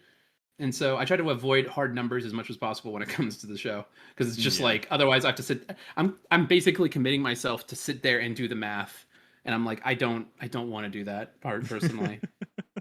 Completely understandable. Mostly because I'm bad at math, and so I know I'm going to make a mistake. So if I start putting numbers down, people who are really math oriented are going to look at it and they're going to see that the numbers don't add up, and I'll be like, yeah, I'm sorry. Here, before you decide to expand on the world building, so you hire an accountant for the in-universe characters. Oh, dude. No, I'm not doing that. I'm drawing a line. I think the beauty is, I actually tell people a lot of the time is that I felt like back in the day, Bungie was super big about world building, but one of the virtues of Bungie was they knew when to say, "Shut up, nerd."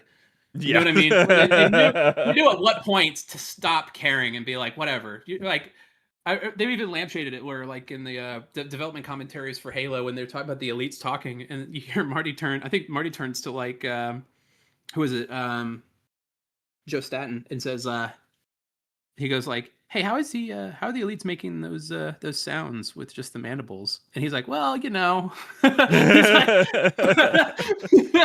like, well, you know, why are they still using guns and cars and planes and tanks and all that stuff 500 years in the future? Oh, it's because, you know. You know. Shut up, nerd. Like, come on. It's Get great. out of here. Like a resort to you? You need to know when to do that. You need to know when to draw the line and be like, no, come on. Exactly. This is a TV show. Well, there's a beach. It's hot. It's like when people are like, why does Fixer have different colors? And it's like, because that's the only way to make characters in generic armor stand out from other characters in the same, almost exact armor. Like, yes. And we have an in-universe explanation for it, sure, but like the real reason is a production reason. Like, why does here's a plot hole? Not really a plot hole, but it's a little detail. Lily already has like the Fixer color like style when we meet her, and that's not usual for the rest of the VEZ. So and you're like, why does she have different colored armor? And the reason why was because her character design was done before, and her place in the team was done before her exact entry into the story was. So it's like, why? Because that shows that she's in like a main character. Yep. That's the reason why. And Earthside real estate has gone way up since the war ended. Maybe we should start one here. If you want to start looking up realtors, that's all you. Something about this place doesn't sit right with me. Tell me about it. I trust You know, Pops. under the hood, this place is a lot more sophisticated than it looks. Sophisticated? Like someone turned a Model T into a, really nice car. A really nice car. I'm not a car girl. My point is, see these cameras? The system? All pretty cutting edge. I don't even recognize some of it. That explains why they wanted it back so badly. Yeah, but not why they left it alone for so long. Hey, if the military was smart, then we'd have no job security. Speaking of, I gotta go give him a status report. Keep me up to speed, okay? Who else would I tell, boss? Izzy! What? Oh. Brother came out of actually nowhere. Yeah. That was quick. Did you find anything? Oh, I found something. Here we go. Some flickers in this second. Come on, right over here. I'm coming. Just hold up a second. That was a lot of them. It was. Find anything? That was like a lot of them. I found I'm something. gonna try to catch it. I'm You gonna gotta try to see catch it. it. People. Come on, right over here. I'm coming. Just hold up a second. Oh, there's faces. Look at that. There are faces. So those are like default Gary's mod faces.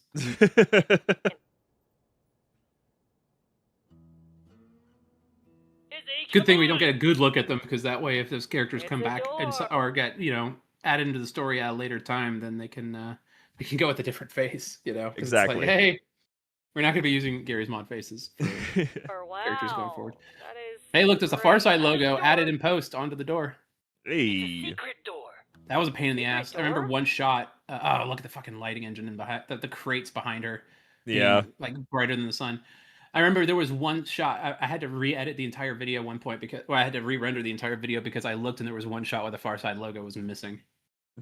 That's awful. Nah. It's hidden behind these boxes. And the cool part? It's not even in the fire escape plans. Secret door! You read the fire escape plan? Yeah, I always do. Fire safety is my middle name. It's hyphenated. That's It's hyphenated. not right. Well, yeah, actually it's Vaughn, but No, not that. This door is new. doesn't look new. Peanut Fire Safety Vaughn. All the other doors were built by Traxxas Industries, but this one, it doesn't say. One word. Secret door. Do you have any? What? That's a good one. It's a classic. It's a classic. I can go get Duke. I'm sure he's got the tools for the job. No explosives. I don't want to risk. Oh, come on, just a little thermite. She makes up a good point, though. Like, Damaging what could be behind the door at a SAM site? Could be rocket fuel, warheads. Like, yeah, probably shouldn't do that. Actually, Yeah. I'm pretty sure when the door opens, you do see warheads behind it. That Anything behind it. Oh, come on. What's the worst it could be? At a lot. SAM site? It could be a room full of armed warheads and rocket fuel. Yeah, that would make sense, wouldn't it? See, that's why we have you be the smart one. It doesn't look locked. Maybe it needs power. Maybe it's a fake door. A what? Yeah, you know, like a fake door, you can distract burglars from the real secret door, which is probably disguised as a rock face or something. he almost got a little too meta and talked about how a lot of doors in games are just fake doors and just walls. A little bit, right? Somehow, I don't think that the people who built this place were worried about burglars, Biggs. Regular burglars, no. But what about ghosts? Ooh. Okay, I'm getting tired of asking what. Just do me a favor and explain yourself anytime you talk about anything. Ghost burglars, who seek to steal something valuable enough to exchange for their soul. Yeah, that's something. That You is should write a something. book sometime, Biggs. Who says I'm not? You guys aren't ready for Steampunk Swamp Yeti. He's a detective who has to track down businesses that illegally dump toxic waste into the Everglades. The twist? How do you think a Swamp Yeti comes into existence? I won't spoil it here, but let's just say it ties into his job. You know what? You're changing my mind. Explain yourself minimally from now on. Do you think the winch on the hog could pry this open? Maybe. I'll go grab it and we can find out. You're listening to Easy Does It Radio, bringing you. I love what Target says here. Have you ever stared at the patterns in the rocks and tried to make out shapes? No, but I think we need to discuss what counts as making your own fun. Hey, boss. Let me tell you, I have done that, staring Yeah, at me something too. long enough to try to find patterns. Like, I've written a lot of little details like that into the show. That's stuff I did when I was really bored in school or something, you know? Where I would stare at wood and see the patterns. I'm like, that kind of looks like a dog's face right there, you know? Like, Can you? Okay, hold on. Since you do that, can you? Do you ever either consciously or unconsciously do the thing where if you are looking down at the floor, like let's say you're sitting on a couch, you look down at the floor happens to be made of the right style of carpet, that if you unfocus or shift your, I don't even know how you shift your unfocus your eyes. I sight, think you know what you're talking about. Yeah. it starts looking like ants crawling everywhere. I've never done that. And Okay, would that freak one me is out. wacky to me. It's not even like unfocusing your eyes. I don't know how to explain it. I'm sure that someone else can do it, but there are specific types of like of carpet that I could do that with, where like if I just stare and I want to say it's basically head empty, suddenly it looks like the carpet is just covered in ants. I have no idea how to explain it. That sounds absolutely terrifying. Actually, It I would is. hate that. But you just blink and it's all gone. It's very fun. Yeah. Here's also a production detail. This MCC is stupid, and so the non-player one characters will always have like these random, sometimes really inconsistent emblems on, like the Spartan emblem on Duke's shoulder there. Whereas whoever is player one will have the correct emblem, and so an early version of the Fixer logo is, you can see there, which we've now made a custom version of it as a wrench with wings, as opposed to the old Valkyrie symbol from in-engine. So that's like a really inconsistent detail that I wish I could go back and change, but I just can't. Also, I just noticed the radio's glowing because Halo 3's engine is wonderfully stupid when it comes to lighting things sometimes. It's either witchcraft and looks amazing, or it's really dumb. Yeah? Are we gonna make a grocery run soon? I'm almost out of drinks. And ultimately speaking, 200 miles is not too far. That's like what? Like if you're on a just get a highway. flight. Well, no, like not even that. Like I mean, I live like what is it? About 200 miles from Chicago. I could take a day trip. Yeah, but then it's a day trip to go get alcohol. When I don't know if they want Duke drinking all that much. And I think Pops might be like kind of pushing it off, like, we'll do whatever you want, buddy, later on. I thought you had 2 handles of Kicking whiskey. the can down the road. Yeah. Yeah, cutting it close. I need a resupply ASAP. As soon as we get this place fixed, we can go anywhere you want. He did not say we could get you drinks. He did not. He was like, yeah, we can go anywhere you want. We can go anywhere. We gotta let Fixer go to Buc-ee's. Yeah. Dude, I have a Buc-ee's hat because my wife went to Buc-ee's and she brought back some merch. That's awesome. That's awesome. Those nuggets, I get why dude, people love them, but it's so like I keep getting them in the PO box from listeners. So I'm like, dude, it's I too need to many open now. a PO box. Dude, I need to open a PO box so I can get. It would be funny. Like imagine doing a Crash unboxing. I would never do that. I don't want to show my face in things really much at all. You're not getting the vision here. In universe, you mask in the items that you got, and your characters in the show react to what they got because the PO box is just the location of their base. That's a good point. That'd be really funny. Oh, that's command. Fellas, as you were.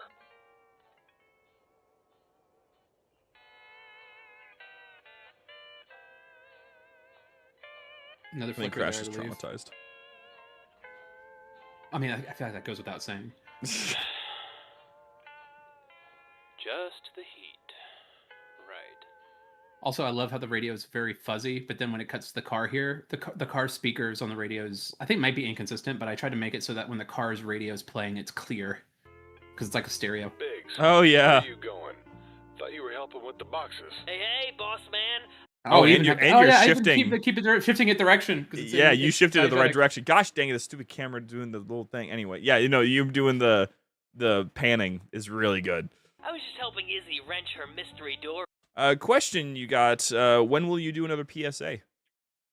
Actually, because we're not going to be working on episodes for a little bit because I want to write the rest of the season as much as I can and work on other stuff. I think some of the other stuff I want to work on is doing this PSA/detour things again. I had an idea for one exclusive Jumperscape info here. Well, we're playing with an idea that I thought would be really funny to make a detour that's a public safety announcement about the dangers of being too into competitive gaming, and we're like we're comparing people who are addicted to competitive gaming, like really addictive. I think I've tried to think about what it'd be like comp sweats. If you or someone you love might be suffering from comp sweats, and then we just compare it to like somebody who has an addiction of some kind, where it's like it's okay to get help, you can stop, and then like just poking fun at the fact that it's my personal feeling is I don't dislike competitive gaming, but I think it has an inordinate place in the gaming subculture that causes a lot of games to be too hyper focused on that niche to the detriment of the others. Yes, it's some professionals recommend touching grass. Exactly, something like that. Yeah, and just doing a little skits with the characters who are like. It's just a little bit like poking fun at competitive gaming a little bit. Not saying that competitive gaming is not a cool thing. You can't be into it, but it's more like every time I hop on Halo, everybody's trying to farm clips like Rent is doing. They've monetized it. Like and it's whatever happened to casual gaming, man. I just miss it. Yeah. I miss it. This is why I want a PSP. Yeah, that's a fair point. That thing is like, it is built just to game. There is no online connectivity. There's nothing that you can do with it aside from play a game on it. I want that. I think I played a lot more Halo Infinite than I would have simply because the Academy mode existed. And I could shoot at bots all day. Like, I've go back and play like Black Ops 1 on the 360 just because I can run around with bots. Like, dude, I think that does a lot for the longevity of just being able to play a game, and I can just relax. I don't have to play against the sweatiest people in existence. I don't remember what their username is, and I want to try to remember, so I'm going to try to do that while I am talking about this. But there's actually a really cool... Yeah, here we go. It is made by a guy by the name of So Much Pot. Hmm. He's been dropping an ongoing series of MCC bot bootcamp mods, so you can play on Halo multiplayer maps with like accurate to player bots, which is just neat. I've seen some mods and stuff for bots and stuff in MCC, and I really hope those can get some traction, because if you could boot up Halo 3 and just have some bots running around on the classic maps that are decent enough, dude, I'd be playing that all the time. It's 'Cause just Halo 3. yeah. Halo 3's The next one problem, up. Actually, he just teased it. yeah, I was gonna say, because the thing about Halo 3 is that the only people still playing Halo 3 all the time are people who've been playing it for like 20 years and are so unbelievably cracked at the game that they're just not fun to fight against at all. Yep. Yep. They're all hitting like crazy trick shots that I didn't even know was possible in 2009. When I saw someone jump off of an icicle that was falling, I quit. Yeah, that was what I was like. Yeah, I'm good. Peanut. I do not have the free time to do that. Also, for when you do your that fun PSA about competitive gaming, hey, listen, I don't know if you saw our fun Zalanin ad video that we dropped, but I can do a pretty mean ask your doctor about. Yes, I'll keep you in mind for that one. I think that'd be really funny.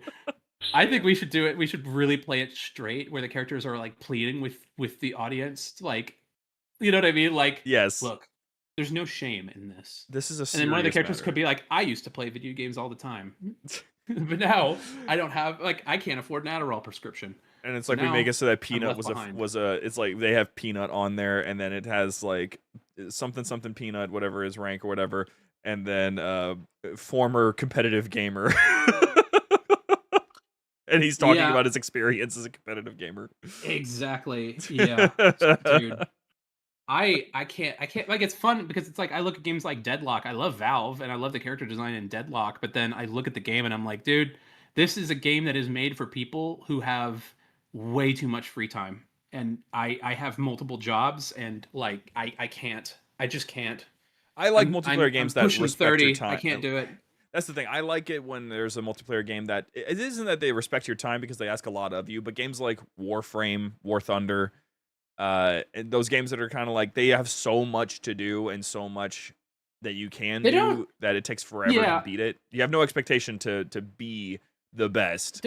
There's no time. There's no like missing out like time thing. That's one of the reasons Destiny, where they vaulted the Red War campaign like while I was playing it, and I've never touched Destiny since. I was actually really getting into Destiny 2 because I hadn't played the first one, and I was playing through it, and I was like, yeah, okay, a little Bungie campaign stuff, a little campaign action. I don't really like multiplayer, but there's some good PvE stuff here. It's pretty fun. The gunplay is fun, and then they vaulted it halfway through. I was playing it, and I was like, what? Like, yeah. And then I started complaining, and I'm like, this is BS. And then other Destiny players were like, yeah, but the Red War is not that good. And I'm like, that's not the point. Like, I wanted to play the campaign stuff. I don't want to do raids. Like, I don't want to have my fun dependent on other people playing along and playing the game the right way so I can have fun. I'm a devout single player game guy now. Yes. Like, absolutely. I don't even do custom games for Halo 3 anymore, just because it's like, I don't know. I feel like I'm retired. I'm like, nah, that's the old me, man. You're creative using a game. You're not playing it. Yeah, oh gosh, no. Stuff like that. You're gonna get us another citation. We found some secret fake door, and we're gonna use the winch on the hog to try to pry it open. Oh, that's my... Wait, a secret fake door? That doesn't make any sense. I know, right? It's just like that mystery show on the radio. Hold on, I gotta take this. Just don't break anything, okay? Alright, but if you're not there when we open it, I call dibs on anything cool we find. Oh. That was that was front and center. That was meant for you to be seen. That was meant to be seen. Yep. He notices it. This is Fixer Axel. Go ahead. New orders? With all due respect, sir, we don't have the necessary equipment to fix this base. So if I were to take this and up the audio like a bunch, would that actually be someone talking? Yeah, it would be my voice, like, heavily modulated. Let alone... Yes, sir, I understand. Right away.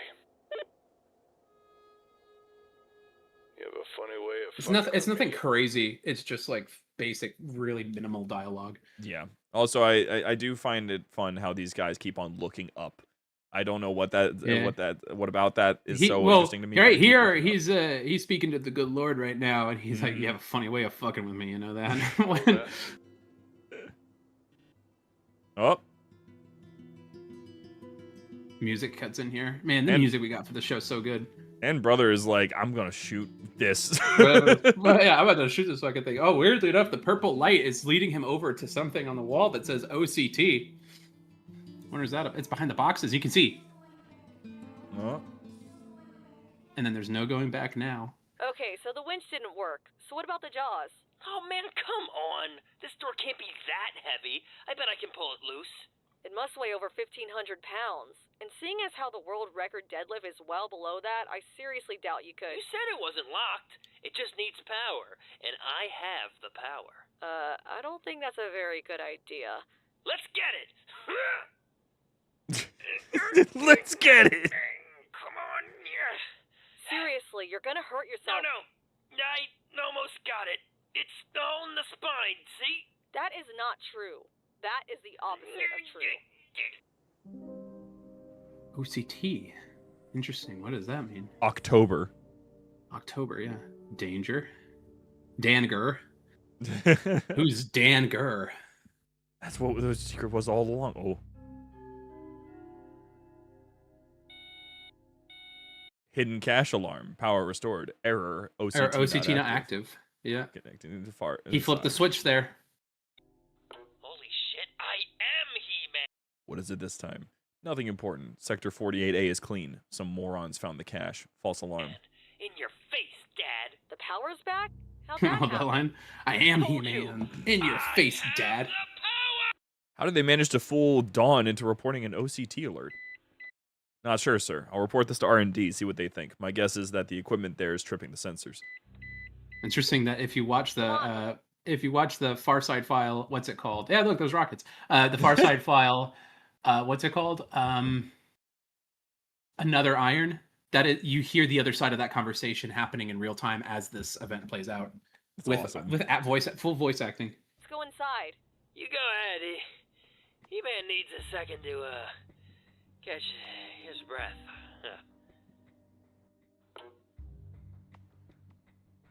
That doesn't fit these readings. Whatever this unit is, I want eyes on them for the next 2 cycles. Better safe than sorry.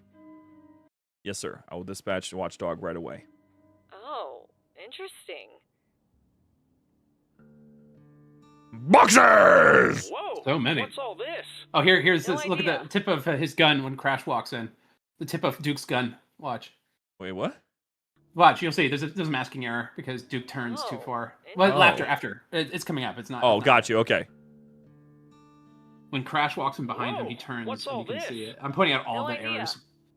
There must be 100 boxes in here. I didn't notice the Please. error until someone else pointed it Looks out. like Watch. peanut Oh, Oh, wow. there it is! That's like egregious Ah! too. Oh man.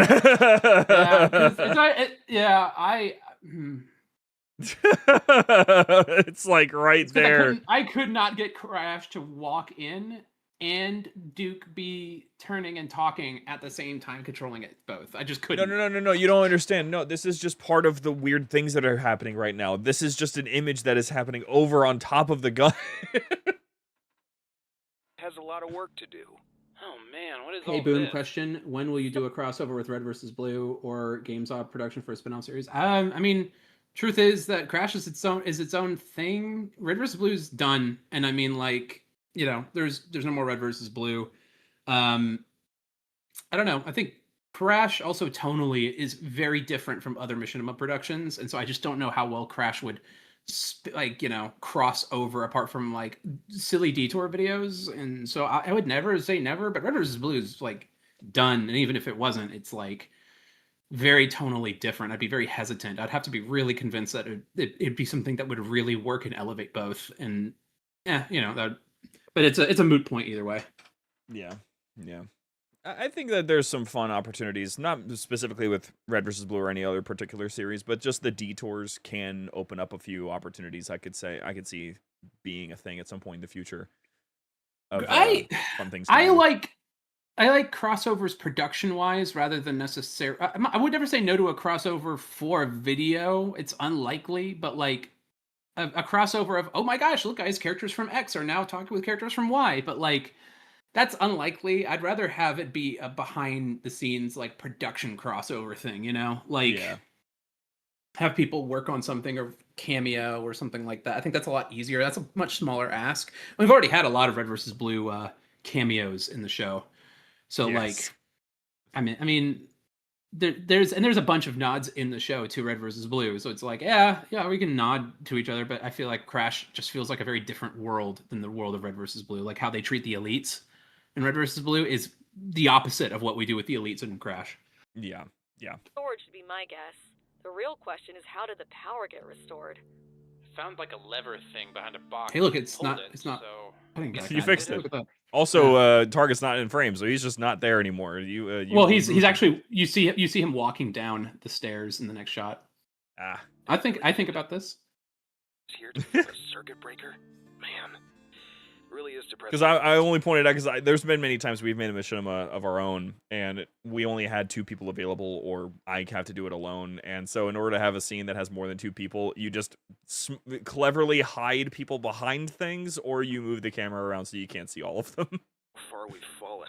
Does that mean that the base is back online? See, there he is. Are we done here? Don't be so sure, Private. Pops, do you see this? Yeah. Guess this place is full of surprises. Each of these crates is locked up. It would take us weeks to look through them all, so I guess we'll have to leave it. But lucky for you, we'll have the time now. What does that mean? It means we've been cleared for a whole season. We're gonna be here for a while.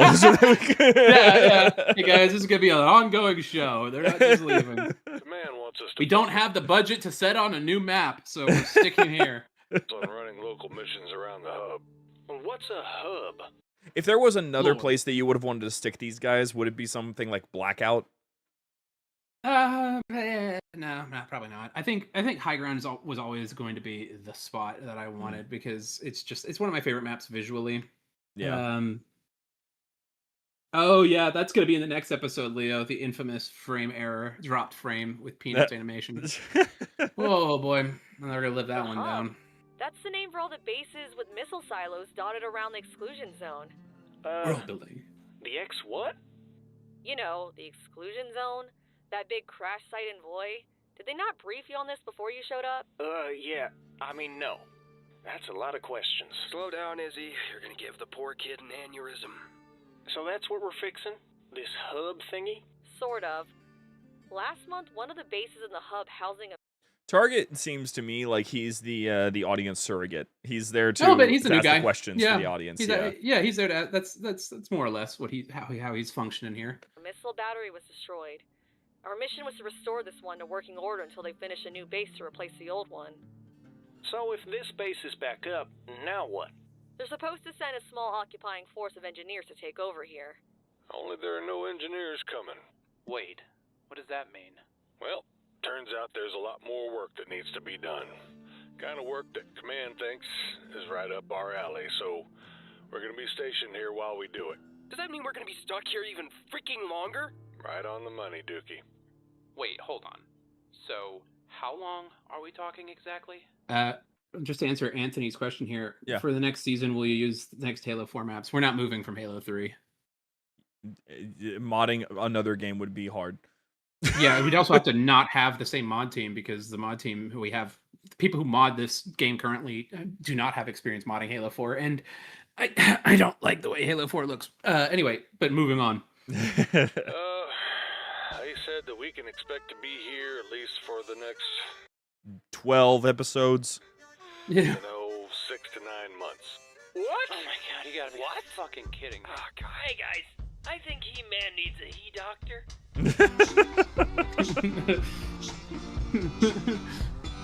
I like that joke. Now, these credits go on for 3 minutes, or am I missing after credits thing? There is the Patreon shout out. This is the first Patreon. Oh yeah, you included the first Patreon shout out. And then we pause there. Yeah. And then I got it. there we go. Hey there. I'm Duke. I'm gonna be completely silent this whole time because I want to give these guys their proper appreciation. These guys were the early supporters that helped make this whole thing actually early on worth it. I'll stay silent as well. From the thing you just watched. And I'm Crash from, yeah. We wanted to inflate this already overloaded runtime with a special thank you for 100,000 views. Overloaded runtime. I'm not a math guy, but I know big numbers when I see them. It really does mean the world to all of us here on the show. And we wanted to take this moment to thank those who've donated to the Sanity Fund. And we'd love to give a special shout out to our most generous donors. Anthony Silva, CRW, Connor Dodson. Back when doing these shout-outs was short. Jacob South, Katie Dragonclaw, Sounds Cameron like 5 David, minutes. Matthew Wallace, Mental_Traffic, Play Wars, Rise A. Lucas, Schmitty, Spearmint, Radical Welshman. And let's not forget, Reborn, Indiglo Chase, and Chaos Murloc. Honestly, I can't believe we've gotten such a great response. I mean, why would anyone want to watch us? I mean, I get why. Pausing that real quick because I saw you hearted every single one of those comments. I did.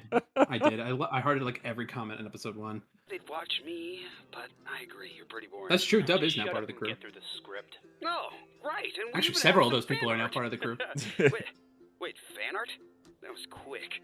Huh. Must be doing something right, I guess. Hope it's none of the weird stuff. Let's see.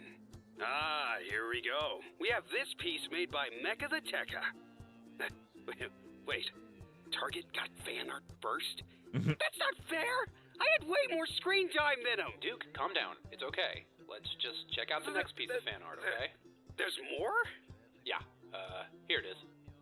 Hey, now that is what I'm talking about! Who's that handsome green fella there? He's hot. Wow, look at that. Thanks, Spoon. Nice fan art, Spooner. One tiny complaint, you did make Crash's muscles too big. He's as skinny as a vanilla wafer. Oh, yeah? Well, Spoon, you didn't draw Duke's head far enough up his own ass. Okay, we have one more. By Chester. That was funny because that was an ad-lib by Leo, and that was my ad-lib's response. I don't want to think about how accurate this is.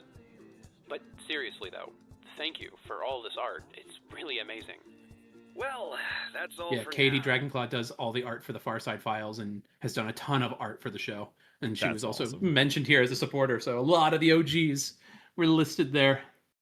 Hopefully you enjoyed this episode and you'll stick around for more. And I thank did. you to everyone who's watching. And we'll see you next time. I love this little joke. All right, so now we can unpause it, right? I'm trying. It's not working. The button's like stuck or something. Can you not press a button? That's a new low even for you. Oh my god, don't start.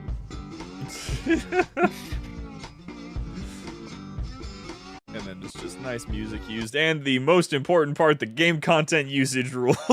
Yeah, there it is, baby. Gotta make sure we added all of it in. Oh man. Or the special thanks, and my wife, and then 4 mags. Oh, 4 mags. what is that? What is the joke? There's a joke. I've said this line so much it's given me a lisp. Hopefully this is the final take. Who was that? That's Leo. He was like, I said this line so many times because he was saying a thing over and over again. And then he could that. I've said this line so many times it's given me a lisp. Hopefully this is the final take. That's awesome. Oh, it's Kind Natured G. Lily herself is in the chat. Man, we got Duke and Lily both as the voice actors in the chat. Look at that. Awesome. Oh man, you guys are so good. You guys are awesome. Everyone who was part of this, I was still very happy that I got to meet so many of the people behind these characters at HCS in 2024. Oh, they're so cool, so cool. You guys, we walked up to you guys, and you guys were giving out McChickens. I remember. Yeah, I was like, great. "Hi, I'm Boomerang." Oh my gosh, Boomerang! I probably went in for a handshake immediately. You did. You absolutely did. Yeah. And we could have a part 2 at Halo Fest this year. Yay! It'll be great. I don't know if we're gonna do the McChicken part again because that was absurdly expensive. But That's so funny. That's so funny. I hope you get locked into doing that. You're the big chicken guy. Yeah, that was it was kind of funny. I want to say that was actually part of the eventually us being part of things type of deal because we basically paid off security with those McChickens. They offered to take us backstage. We didn't do it because we were too busy and had other things to do. But security would have let us backstage had we asked after feeding them. Dude, that's so cool. Dude, you gotta give me the hookup. I gotta be like, hey, look, I've done Halo writing stuff. I'm cool. I know the lore. You know, if you want to write for Halo, that's no simple task. That is a daunting one at that. Oh, dude, we'll figure it out. So yeah, if anybody here is going to Halo Fest, you could probably see us and see the cast and crew of Crash, a good number of us there this year. We'll be out in force hanging out, and you can come by and say hello. Indeed, and Let us know what you think of the show. Hope that you guys got your tickets because they're gone now. Are they all gone now? Okay, well, I already got my sold out. tickets. That's gonna be a minimum 7,000 people are gonna be there. Man, HCS didn't sell out the year I went, did it? No, and HCS sold out only a week before the actual event happened last year. This time it sold out 7 months in advance. Good grief. Yeah. Man. Oh, man. I'm glad I got my tickets then. I'm bringing my wife with me. It's going to be great. That's going to be sweet, dude. Yeah. Well, dude, I'm just going to be orbiting you, Austin, because I'll be like, you're the person I know. I don't know anybody else here. You might have a hard time with that, but I will give you more details as we go along. Yeah, I told you, man. If you need an extra pack mule to carry stuff, I'm here for you, buddy. Well, what are we looking forward to with episode 3 next week? Are there any particular things about the episode that you're like, oh gosh, I can't wait to talk about this? I think there's more setups for story elements. We get to have a nice tonal shift with some of the characters. There's also more setups that are already paid off in existing episodes. There's also setups that have not yet been paid off, which I won't point out because I don't want to spoil anything. I want people to go back later and be like, oh, what? That was there? And yeah, it's super fun. Yeah, no, there's I think episode 3 is a really good episode. I think episode 4 is also really good. Gosh, man, it's hard to say right when I'm like, when does Crash get good? Because I'm like, each episode feels like a significant step up from the one prior. Yeah.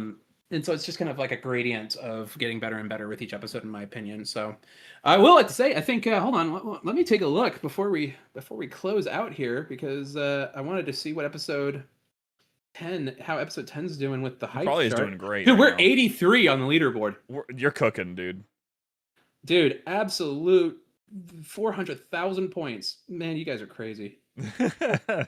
83 on the leaderboard. Dude. And doing hype is not easy on mobile. You have to swipe over a little bit. That's a lot of actions to ask of somebody. Dude, what on earth? Hey, you guys are great. Dude, if we don't go any higher than that, that is, I am so grateful. This is why I've said the best. This is why I've said to you so many times now. The people who love Crash love Crash. Apparently. We'll also be uploading a new episode of our podcast, The Talking Corner, later today, if I can figure out how to log back into the second channel. That's awesome. So, that's excellent, dude. We'll be figuring that out. Oh, man. Right. Hey, Revan, and anyone else who is not able to make it to Halo Fest because the whole ticket situation. I don't know if anyone's doing resales. I hope not. But if you don't get a ticket on all of that, this is a stream for Boomerang, but I'm gonna step in here and just say Jumperscape is working on having experiences that are going to be happening during Halo Fest in our server. So if you're not in there yet and you want to at least have something to do during Halo Fest, there's going to be things like watch parties for the live streams that they're probably going to be doing, and game nights that are going to be happening at the same time, and all these other activities that are going to be hosted by our friends from Chatternet, which you'll hear about here in a second, because at the end of the stream here, I have a little clip from one of our recent episodes of our own podcast, and it'll be a fun little thing. But yeah, I would encourage that, because we're trying to make it so people can at least enjoy the season of Halo Fest. Halo Fest is going to be awesome, and I don't want people to feel like they're just here's the reason out. We're just tweet like, dude, this is so cool. Sucks if you're not here. Just start really rubbing it in. And I'll give you just because Crash here brings out the inner human within you. The reason why I want that so badly, and why I want it so badly all the time, is because when I was 13 years old, all right, 13 years old or something around that, 12 or 13. That long ago, huh? Yeah, it was New Year's Eve, and I was told that I was going to be that my parents were going to be there, and we were going to have this huge thing going on just to watch the ball drop. And have like sparkling grape juice and all these really funny things. And then I laid there on my living room couch underneath like 2 or 3 blankets, way too cold in the room, as I counted down 10, 9, 8, 7, 6, 5, 4, 3, 2, 1 on the ball drop, and no one else was there, just me. Because basically my dad kept my mom out and just didn't think about it. So I was basically just like weeping as like the ball dropped, because I was completely alone with no one to celebrate. And yeah, what the heck? it sucked a lot. And that moment it made me realize like how important it is to have that human connection in anything that feels important. What makes it feel important is often the human connection to it. So it's that's something that I want to make sure is kept for people who want to attend Halo Fest and you want to experience something, even though you're not going to be there. We're going to try our best to make sure that you have something very special. Buha, I'm sorry. This is the end of the stream. We've been posting about this for the last couple weeks. So I hope to see you back here next week, next Monday, same time, 12 noon EST. Somebody joined a little late. Yeah. So that being said, we're going to be wrapping up this stream here. I very much appreciate everybody for popping in. Stick around, though, because I do have one small clip for you guys. A funny little story from Jeff Steitzer, the guy who goes double kill in Halo. And then we'll be wrapping it all up. So thank you guys so much for tuning in. And if you did join in late, just catch the VOD. It'll be up there pretty darn soon. So Mr. Buha, you just gotta make sure you're here 12 o'clock next week, on Monday, for episode 3 of Crash, and then you can watch it with us. Exactly, and that's the thing. We have a lot of fun, and I can give you all of the behind-the-scene directors stuff and self-deprecation. Yeah, there's a lot of that too. Yeah. All right, guys. Well, I'm gonna switch over so that you guys can catch this little fun story from Jeff Steitzer, and we'll see you guys here next week. See you guys.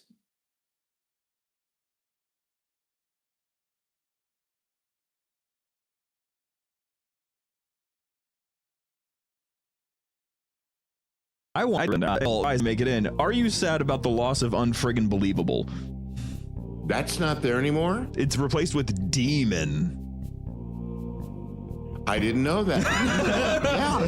yeah, because it's probably my favorite thing to say. Although, and of course, all my reasons for the things I like are completely personal, and more often than not, it's because they make me laugh. And I should mention that when we first did that line, it wasn't friggin', it was frickin' with a K, which is what made me laugh. It's got a plosive sound to it that the G does not.